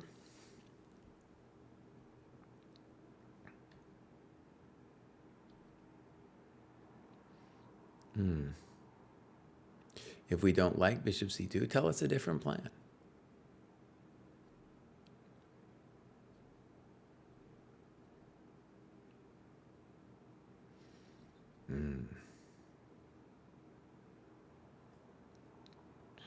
Good move. Good move, yeah. I was X. I was X. I don't know what that means. Simple chess, absolutely. We got to talk about King H7 though, Baus. Are you probably winning after King H7? I think you are, but we got to talk about it.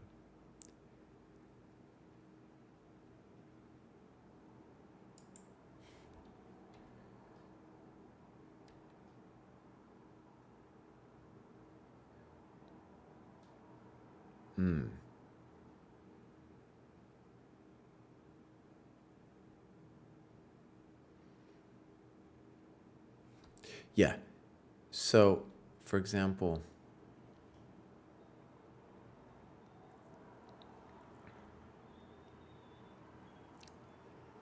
does Knight G5 win on the spot? I don't know. All I know is we got to talk about it. You know? That's all I know. Because Queen H5 is a hell of a drug. Okay. Not bad annotations. Let's look at human strategy.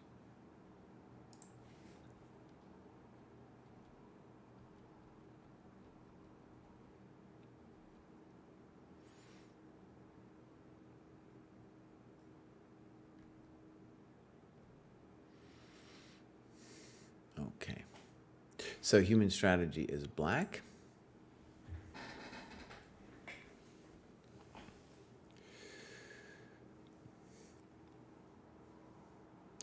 H3 is a pretty typical move. If it's the best, I don't know. bishop e3, I would want to talk about f4.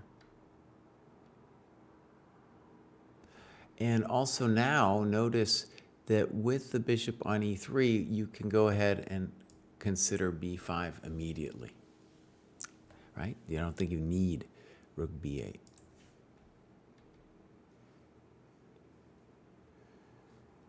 Good, okay, you want to welcome bishop h6.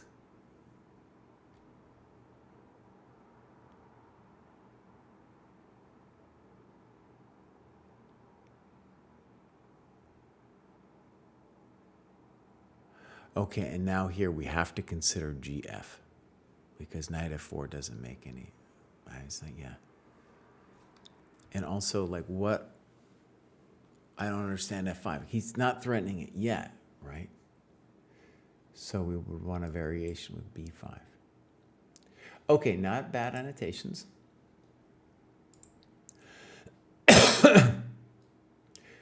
Jobleron.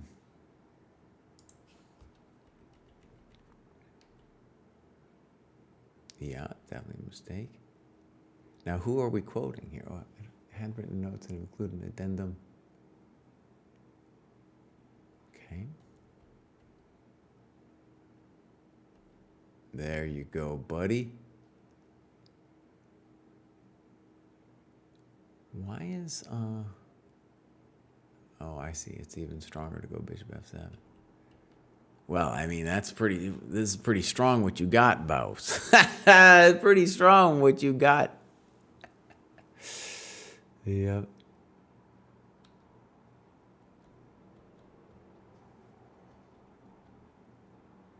I'm not a huge fan. I would want, yeah, we need to at least talk about knight d5. I don't know.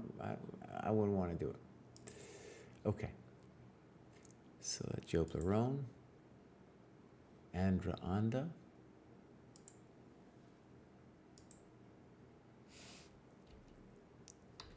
The hell? Oh, these are one of these nasty ones.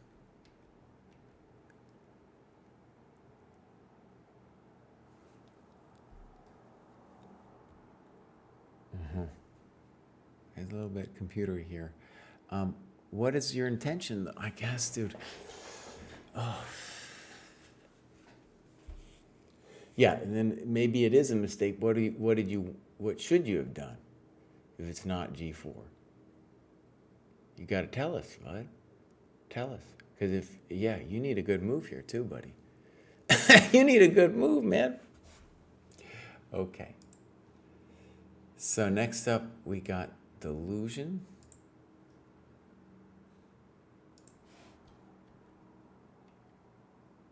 Why are we playing h3?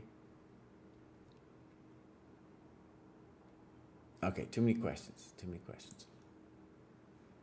I think we've looked at can FB. Li Vang. Okay. Oh, that one's something happened.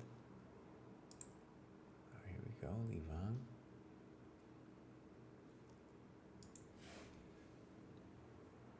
Okay.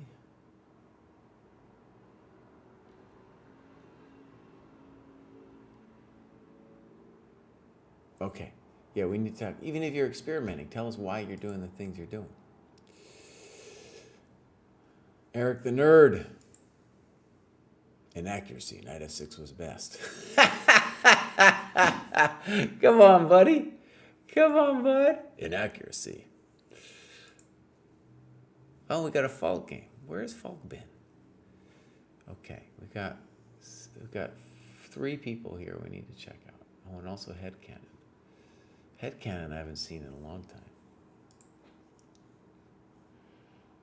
St. Albans. Well, we got to talk about this, buddy.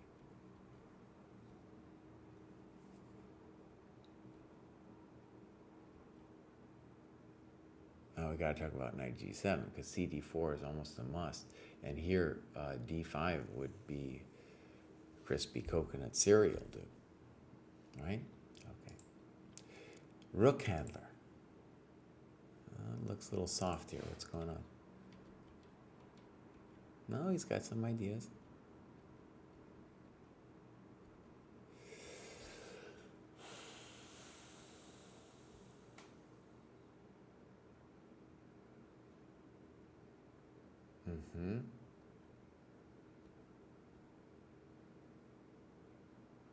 got to talk about 92. There's no point to 92, right?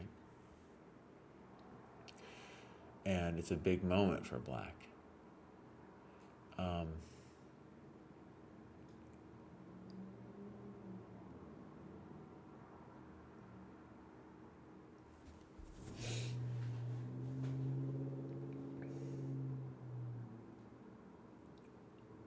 Definitely a little bit unpleasant.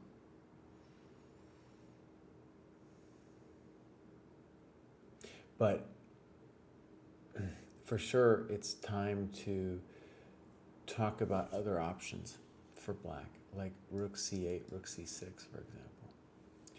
Okay. I'm going to look at one or two of Falk's games, and then I got to go eat lunch.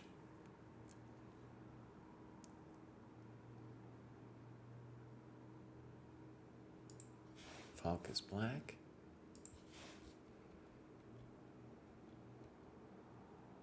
Bishop takes f6 is a known thing, maybe to think about.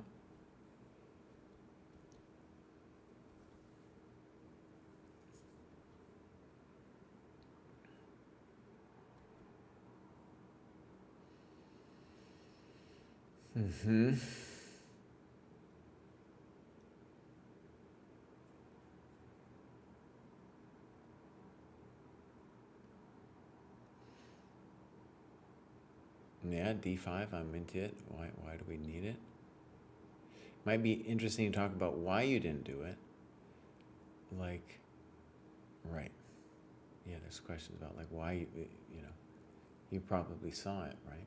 But why didn't you like it?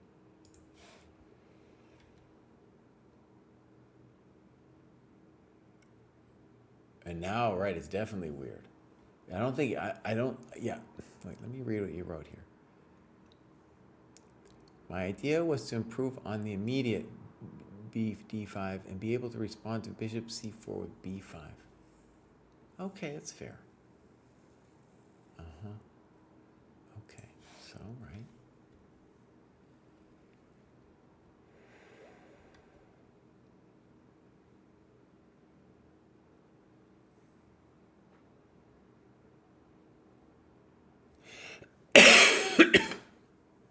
I think I've looked at this game before.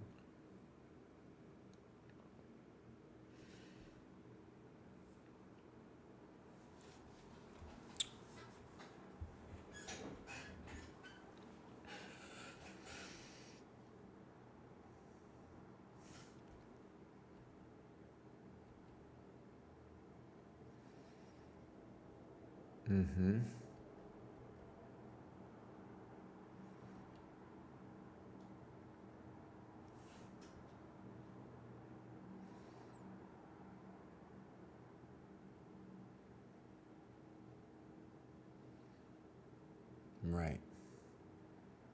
Okay, not bad annotations. Let me look at the next one too.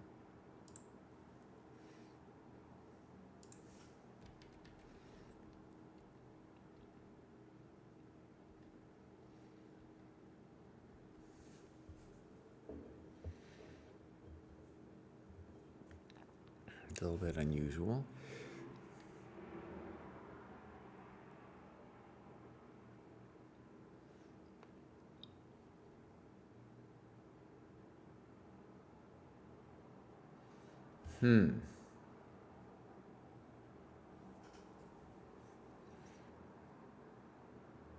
Yeah. Good. Good notes. Like whether we want to play d4 or not, I definitely think h3 needs to come first, right? Okay. So I think he understands that, so that's good.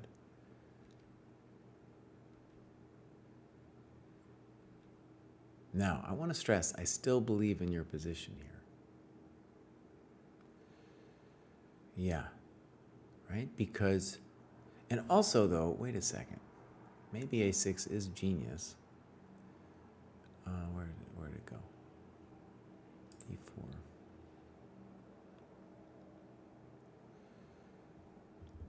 Because I guess what we're saying is a6 now, then we take, and then we lose this pawn because of this. I guess that's what we're saying, right?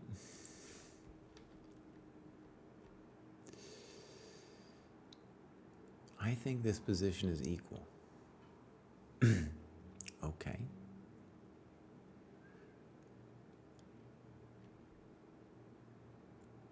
Yeah, I definitely think h3.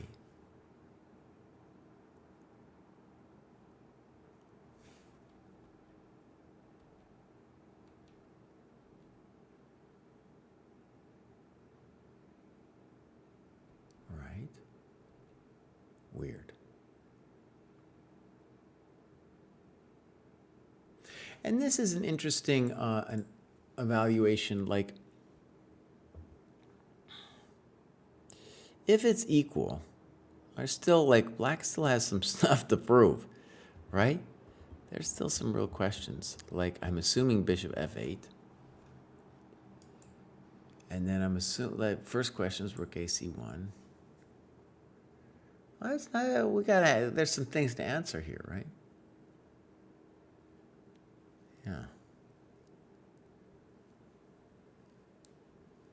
Well, that's not so easy. Okay, you guys, I'm going to feature this game, even though I haven't looked through the end. I will look through the end later. And wait a second. This whole crazy thing happens.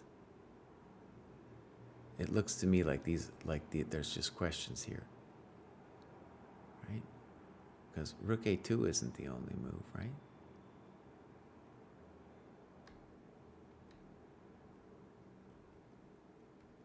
Okay, wait. Yeah, this is too quick. Okay, my friends. Yeah, I'm gonna rate somebody. I'm gonna hope to be back later this afternoon, but I can't promise. And oh, you guys. Wait a second. Wait a second.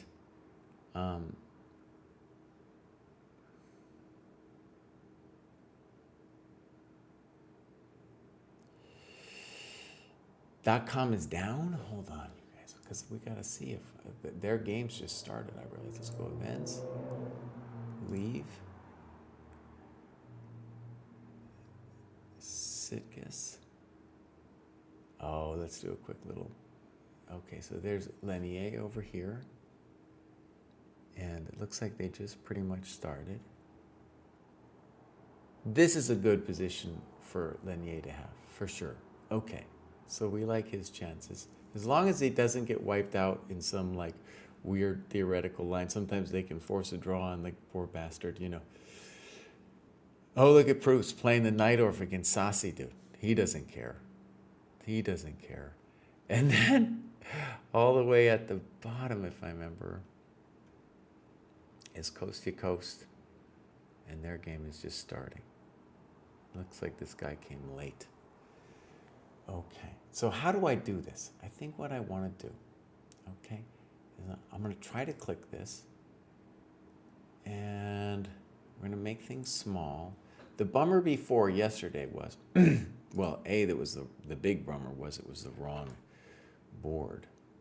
But then the second bummer was that unless I babysat the boards, like constantly physically updating it, it wouldn't do it. But we're just going to give this another try here. So there's that. And then, darn it.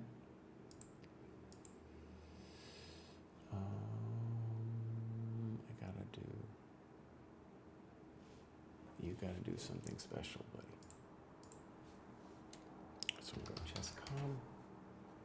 I get a new little business.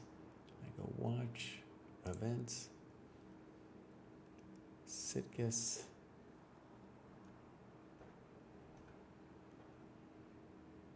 So we're gonna grab Coast David here. So yeah, I think if I can, I'll just go have lunch and watch in the background while this is going on. And let me just make sure I can get this. And I go window capture. Okay. Yes. And I go pop-a-la, pop. I go poppity-dappity-dappity. I go croppity roppity. Oh, it's definitely crappie. It's definitely crappie. Ooh. Yesterday I somehow had a better layout, but we do what we do.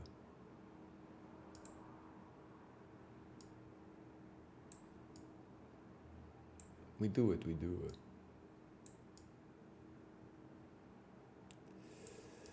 We can make both a little touch bigger. That's a little bigger, baby. Just a little bigger. Great.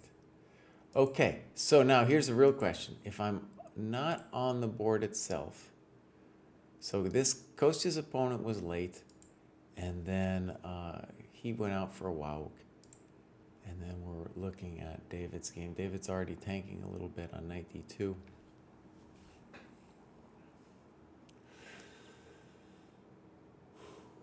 No, this dude Krishnan Sasikiran, man, you can see his rating dipped below 2,600.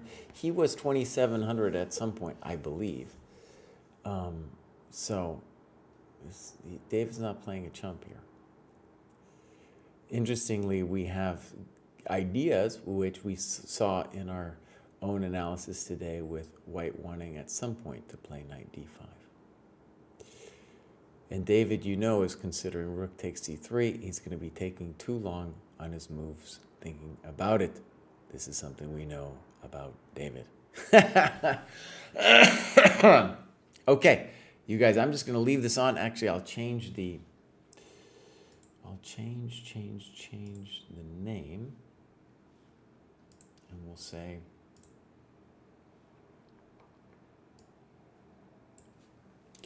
watching David and Kostya at Sit Guess.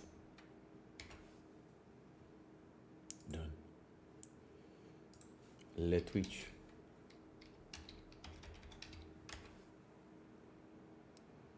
Okay, so now again, the big question is, will it automatically update? I'm hoping. Oh, don't make this. Yeah, so if I can't minimize it or else it loses its mind. So let me just make sure. Yeah, this dude,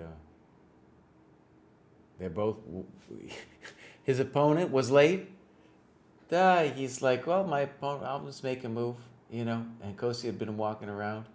And Kostya comes back, makes a move. And then his opponent walked around. Sometimes you have to go get yourself a coffee or something, you know. Okay, but it looks like at least that's happening. And I see David's tanking over here too. Good. I think it's working. I'm going to go take a lunch. I'm going to mute my mic so you don't hear any of my madness.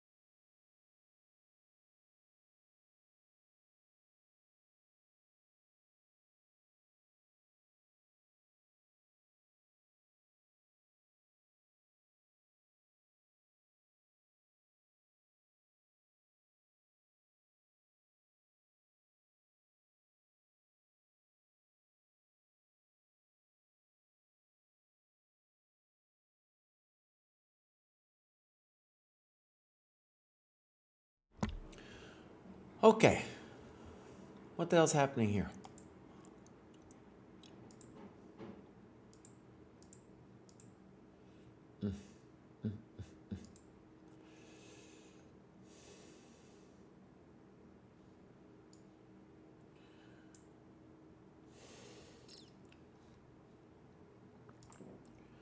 What is happening to the people?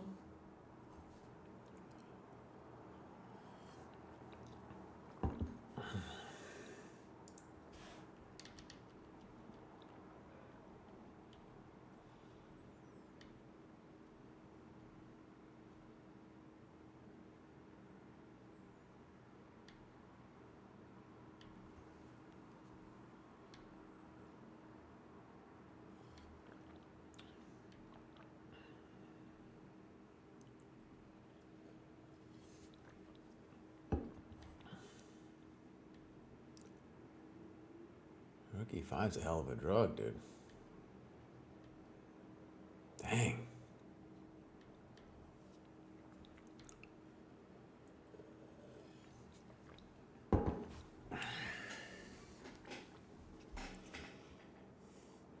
King h8 Kostya plays.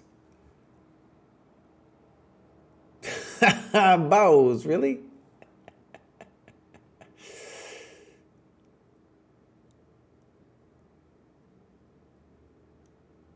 King h8. Oh my god, it's getting highfalutin, my friends.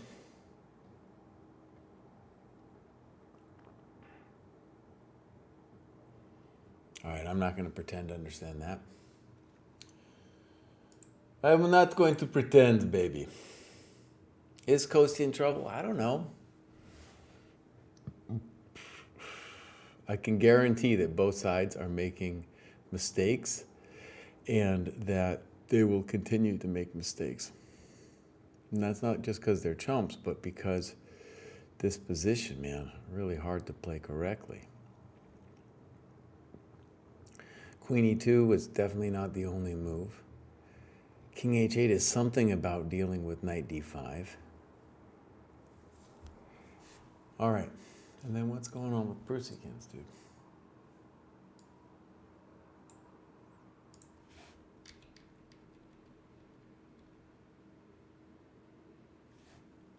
And David had already been tanking, dude, on the run up to these moves, which wasn't a good sign. He does this business.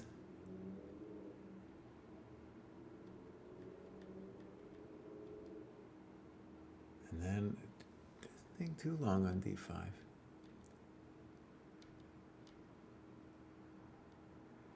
Now, frankly, I think Pruess should just be fine. Should just be fine. It's the time situation that I'm most worried about here. Yeah. Should be fine, though. All right, I'll be right back in a second.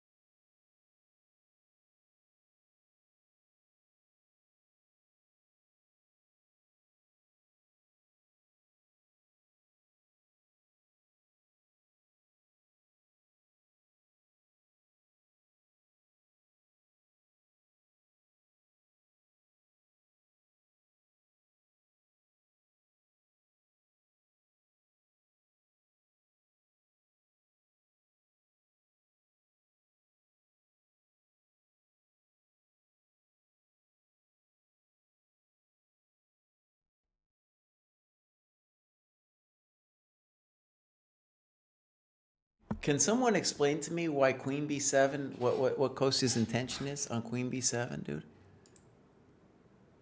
I mean, maybe he just felt like he's got to do queen b7, rook f5 anyway. But like, why isn't white just crushing here, dude? What's happening, man? This looks awful.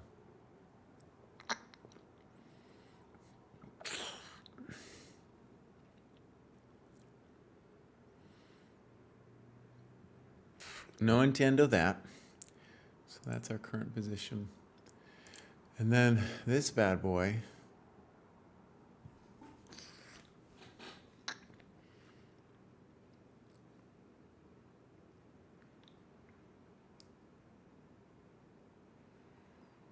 Yeah. So white's claim is that he's a little bit better because the connected past pawns now and such. Maybe.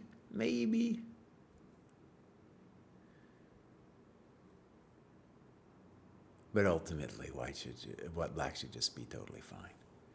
And after, what will be true is that after rook takes, pawn takes, Pruess does have a big choice, and it's not always good to have a choice. He could play after rook c4, bc. He could play b5. Dude could play f5, queen e7, queen c7. Muchos posibilidades, you know. Yeah. I believe in the black position, though. The simplest would be rook takes, pawn takes, queen c7. And f5, e4 is a thing, touching your coconut on c4, so, you know. I don't know, Jack. I don't get it, honestly. I feel like I'm especially not getting it because isn't that the obvious thing to do? You know? After rook b8, I don't know what black's doing. Can move the bishop anywhere. And it's really a bummer, though. Those pawns are split so badly. Maybe Kostya's got something. I just don't see it. But I think you're probably right, Jack. Let's put it on the board and just see. I'm gonna have to go in a second, but boom, boom, boom, boom. Now the bishop can go anywhere. Let's just put it back home for just a second. Now, if we could achieve c6, maybe we'd be in business, right? Is it even true, though? Like, even if we could play c6 magically right now, then knight d6 this seems awful, dude. This seems awful. Like, maybe you play rook d6 now or something. Rook b6, you run into knight a4. And just in general, knight a4 is such a hassle in the castle. Oh, man. No, I don't get it, dude. I feel like I'm missing something, though, because Kostya didn't have to play rook f5, and this dude is afraid of something. He's afraid of something on queen b7. All right, something did just happen, though. Queen b7. All right, so he finally did it. It took 6 minutes. And Pruess just played a5, which... Okay. It's not entirely dynamic, but he's saying he's going to play b6 and queen c7, and he's going to be totally fine. And that might be true.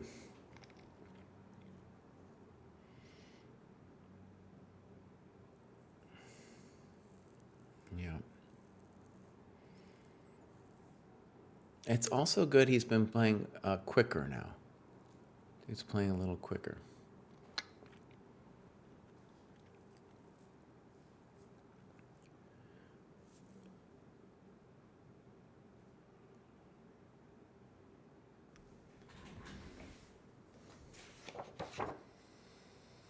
Oh, I have so many things to do.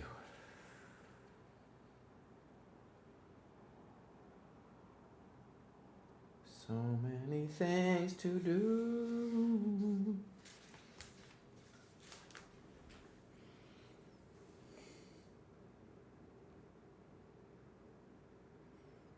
Well, Kostya, I don't see any choice, buddy. Oh, it says it's white's move, so this was taken, and then rook e8. Okay, here's Kostya's idea.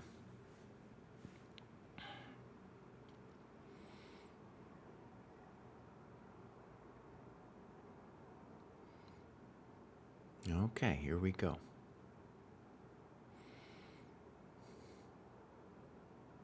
So Kostya wants to play rook e3 and claim that he's got enough juice. Play on the dark squares, baby.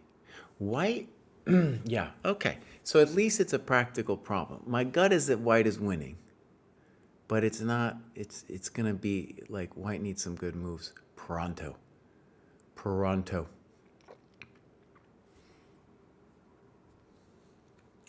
White ideally also doesn't want to trade rooks, but it might be hard not to trade rooks.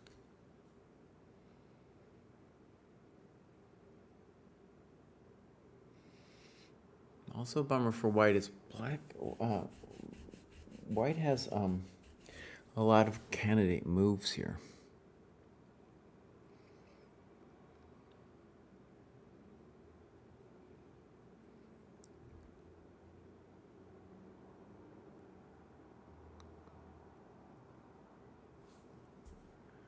The good news, I think, is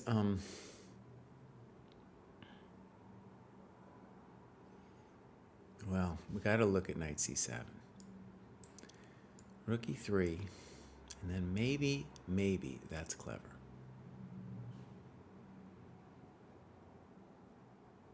Clever for who? I might run into check here and here.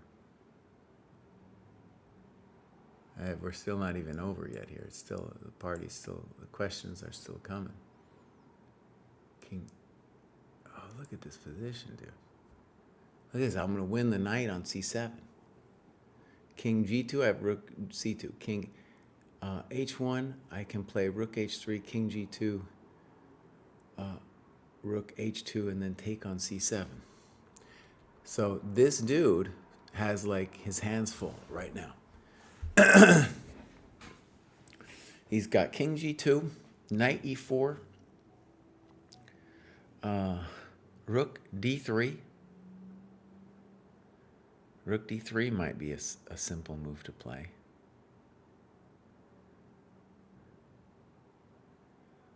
Obviously, there's questions though about rook e1 after rook d3.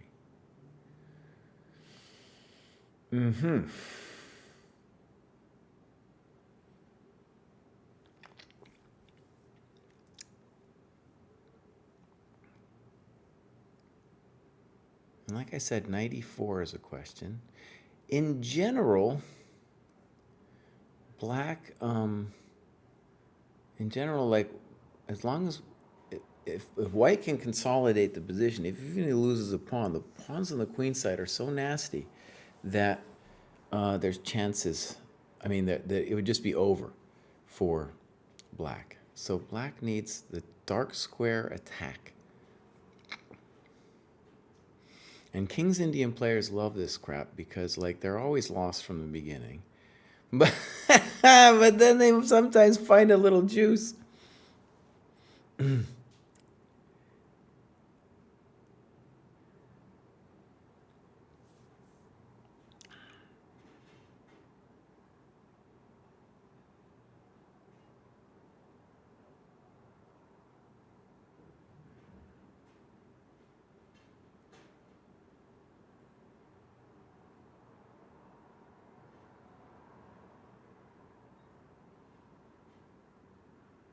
Rook d3, king g2, knight c7 is probably just insane. Knight e4.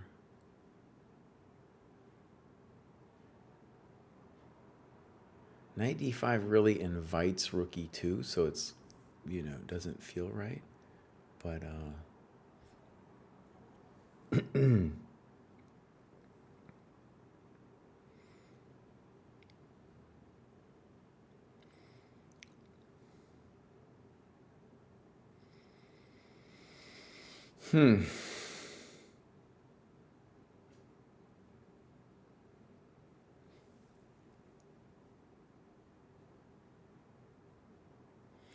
Yeah, white needs like a combination of tactics and positional skill to hold this baby together.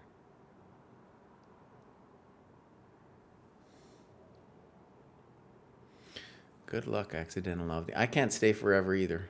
I'm actually getting interviewed by some newspaper fool.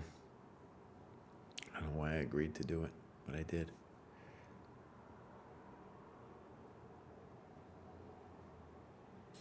And you don't have to call him a fool, Kraai, huh? You don't need to be saying that kind of thing.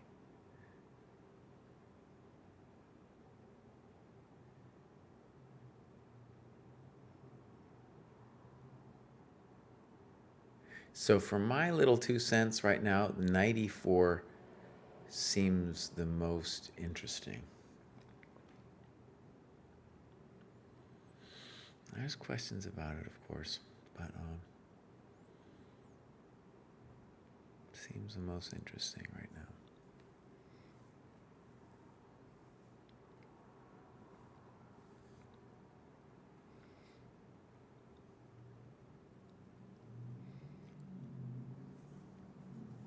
Consolidation, baby.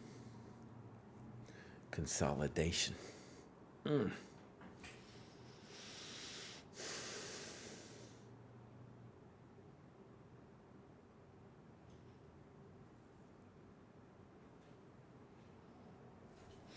One thing actually that's interesting about this game here is, you know, whether white believes that they're better or not here,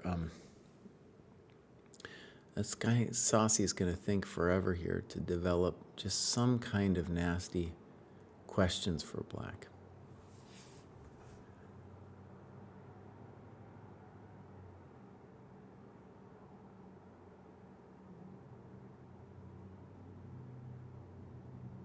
The good news for him is, it's not, maybe he's like black, I feel, has a simple setup here to play.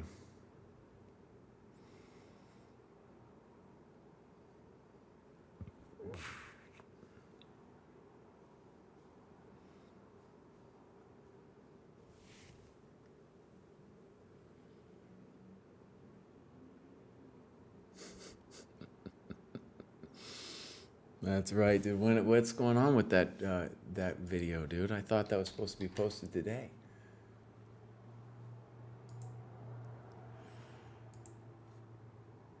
I think Chess for Coffee, dude. He's not posting our. He's the guy in charge, and he's not doing it.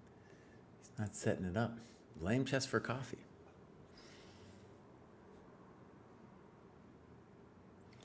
Ooh, I gotta get ready to go soon. Gotta get ready to go. Whoa.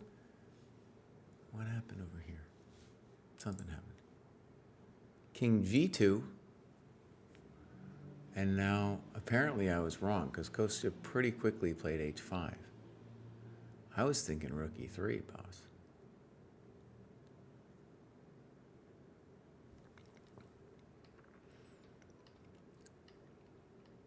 Was there something wrong with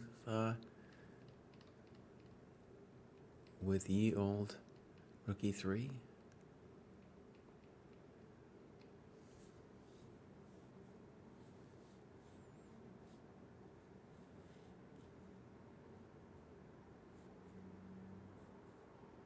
No, I don't know. Kostya just played H5 just like it's nobody's business.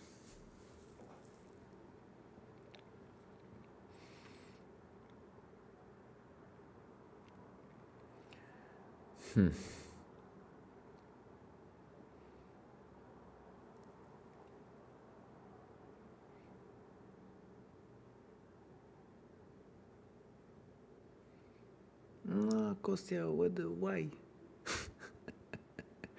Maybe he was thinking like rook D2 followed by knight E2. Oh, maybe. I got questions. I got questions, bows.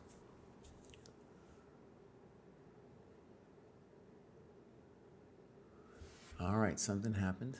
Bishop E4.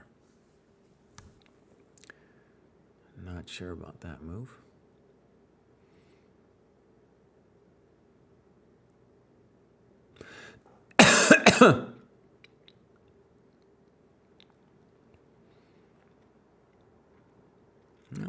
not so bad either.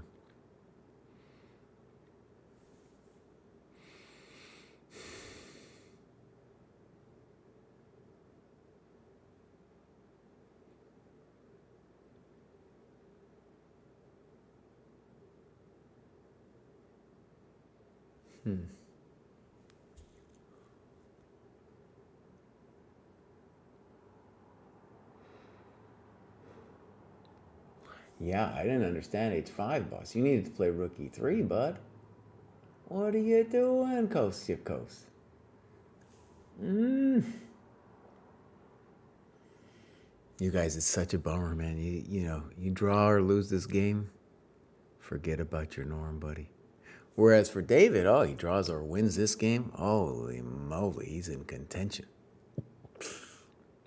Though honestly, I think David doesn't even need another GM norm. He just needs his rating back on track.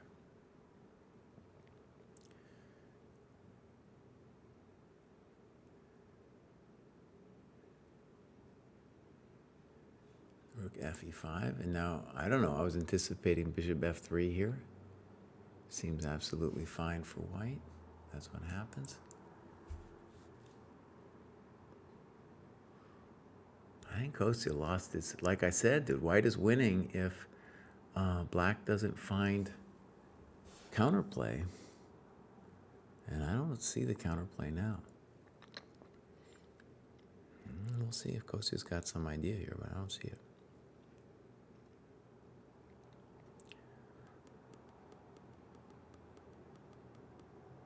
Well, Kostya's playing for GM norm. David, he claims he's not playing for anything, but he has his GM norms. He just doesn't have the rating.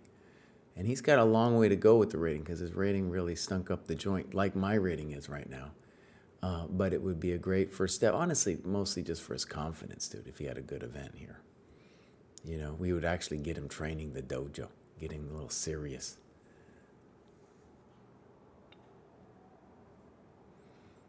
I think this game, though, like if you ask yourself, you might feel secure in David's position. But having played dudes at Saucy's level myself, like he's going to find some tricky ideas, And he's going to find little moves in this endgame coming where it's like, oh, buddy, it's going to get a little hot. Whereas Kostya's opponent could collapse at any second. That's it. I don't know what Kostya's doing. Does he play a sad move like rook 8 e7? I don't know.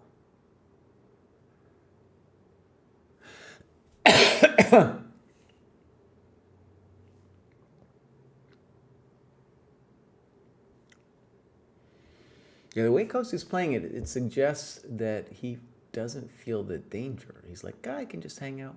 No, it's fine. I hang out. No problems.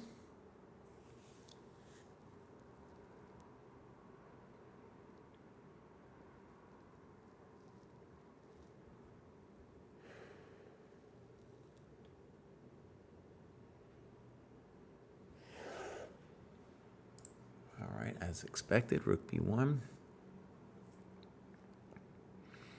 Now we're expecting b6 from Mr. Pruess.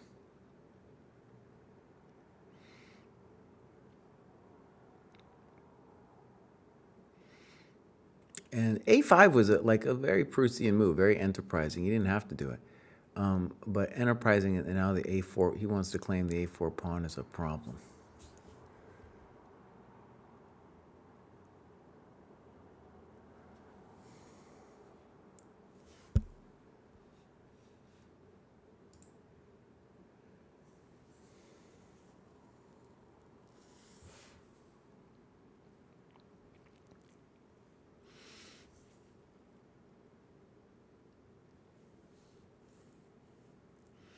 And David, oh, dude, this is where his time pressure is going to kill them both.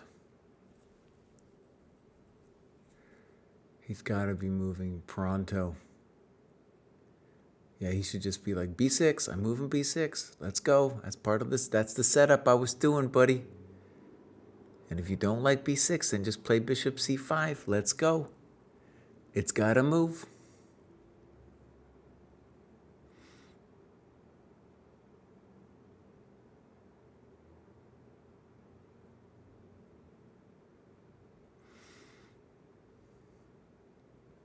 He might also be considering the wild and woolly f5.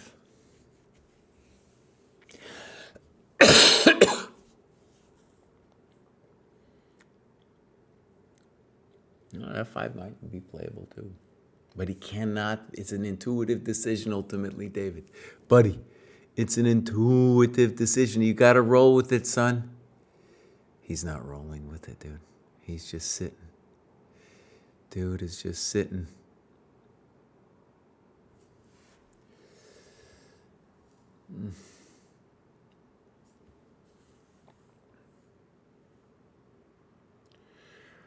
Coast your coast.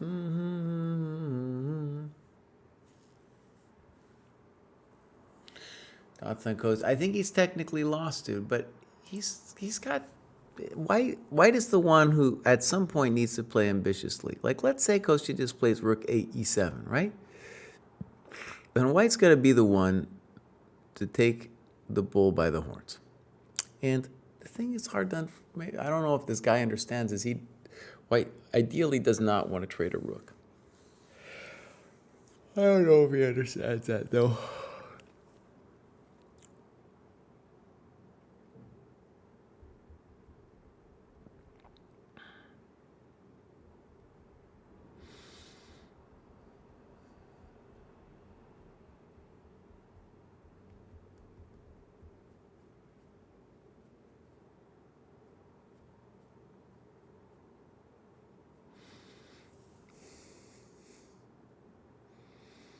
I don't know. That's too hard to say. Like, let's say rook 87. At the bare minimum, I just play knight d5 and then take your coconut. I don't see any problem with that either.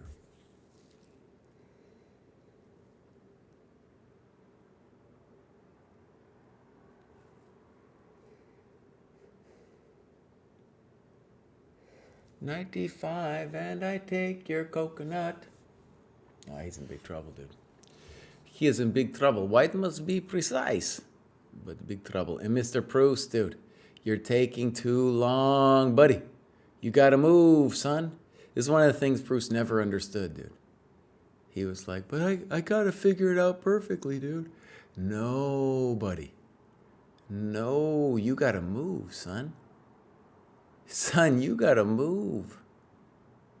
You're not playing Perfectamundo here. You're playing chess. Let's go.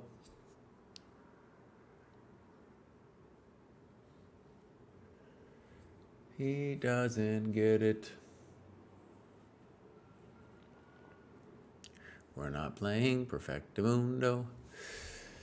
Oh, gosh, okay.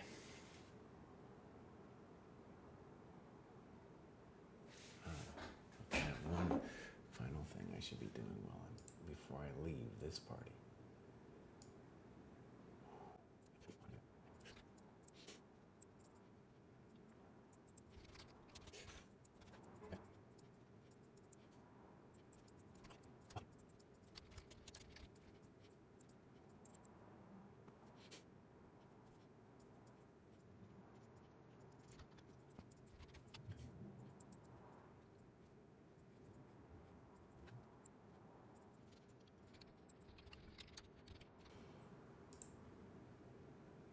Genius. Okay, my friends, I got one last look and then I got to run. What's happened here? Rook 5 e7 as expected. Bishop c6, maybe. Rook b8, oh, White's taking charge. Rook e6, bishop d5, rook e7. So Kostya is just waiting for his chance, dude. It's looking terrible.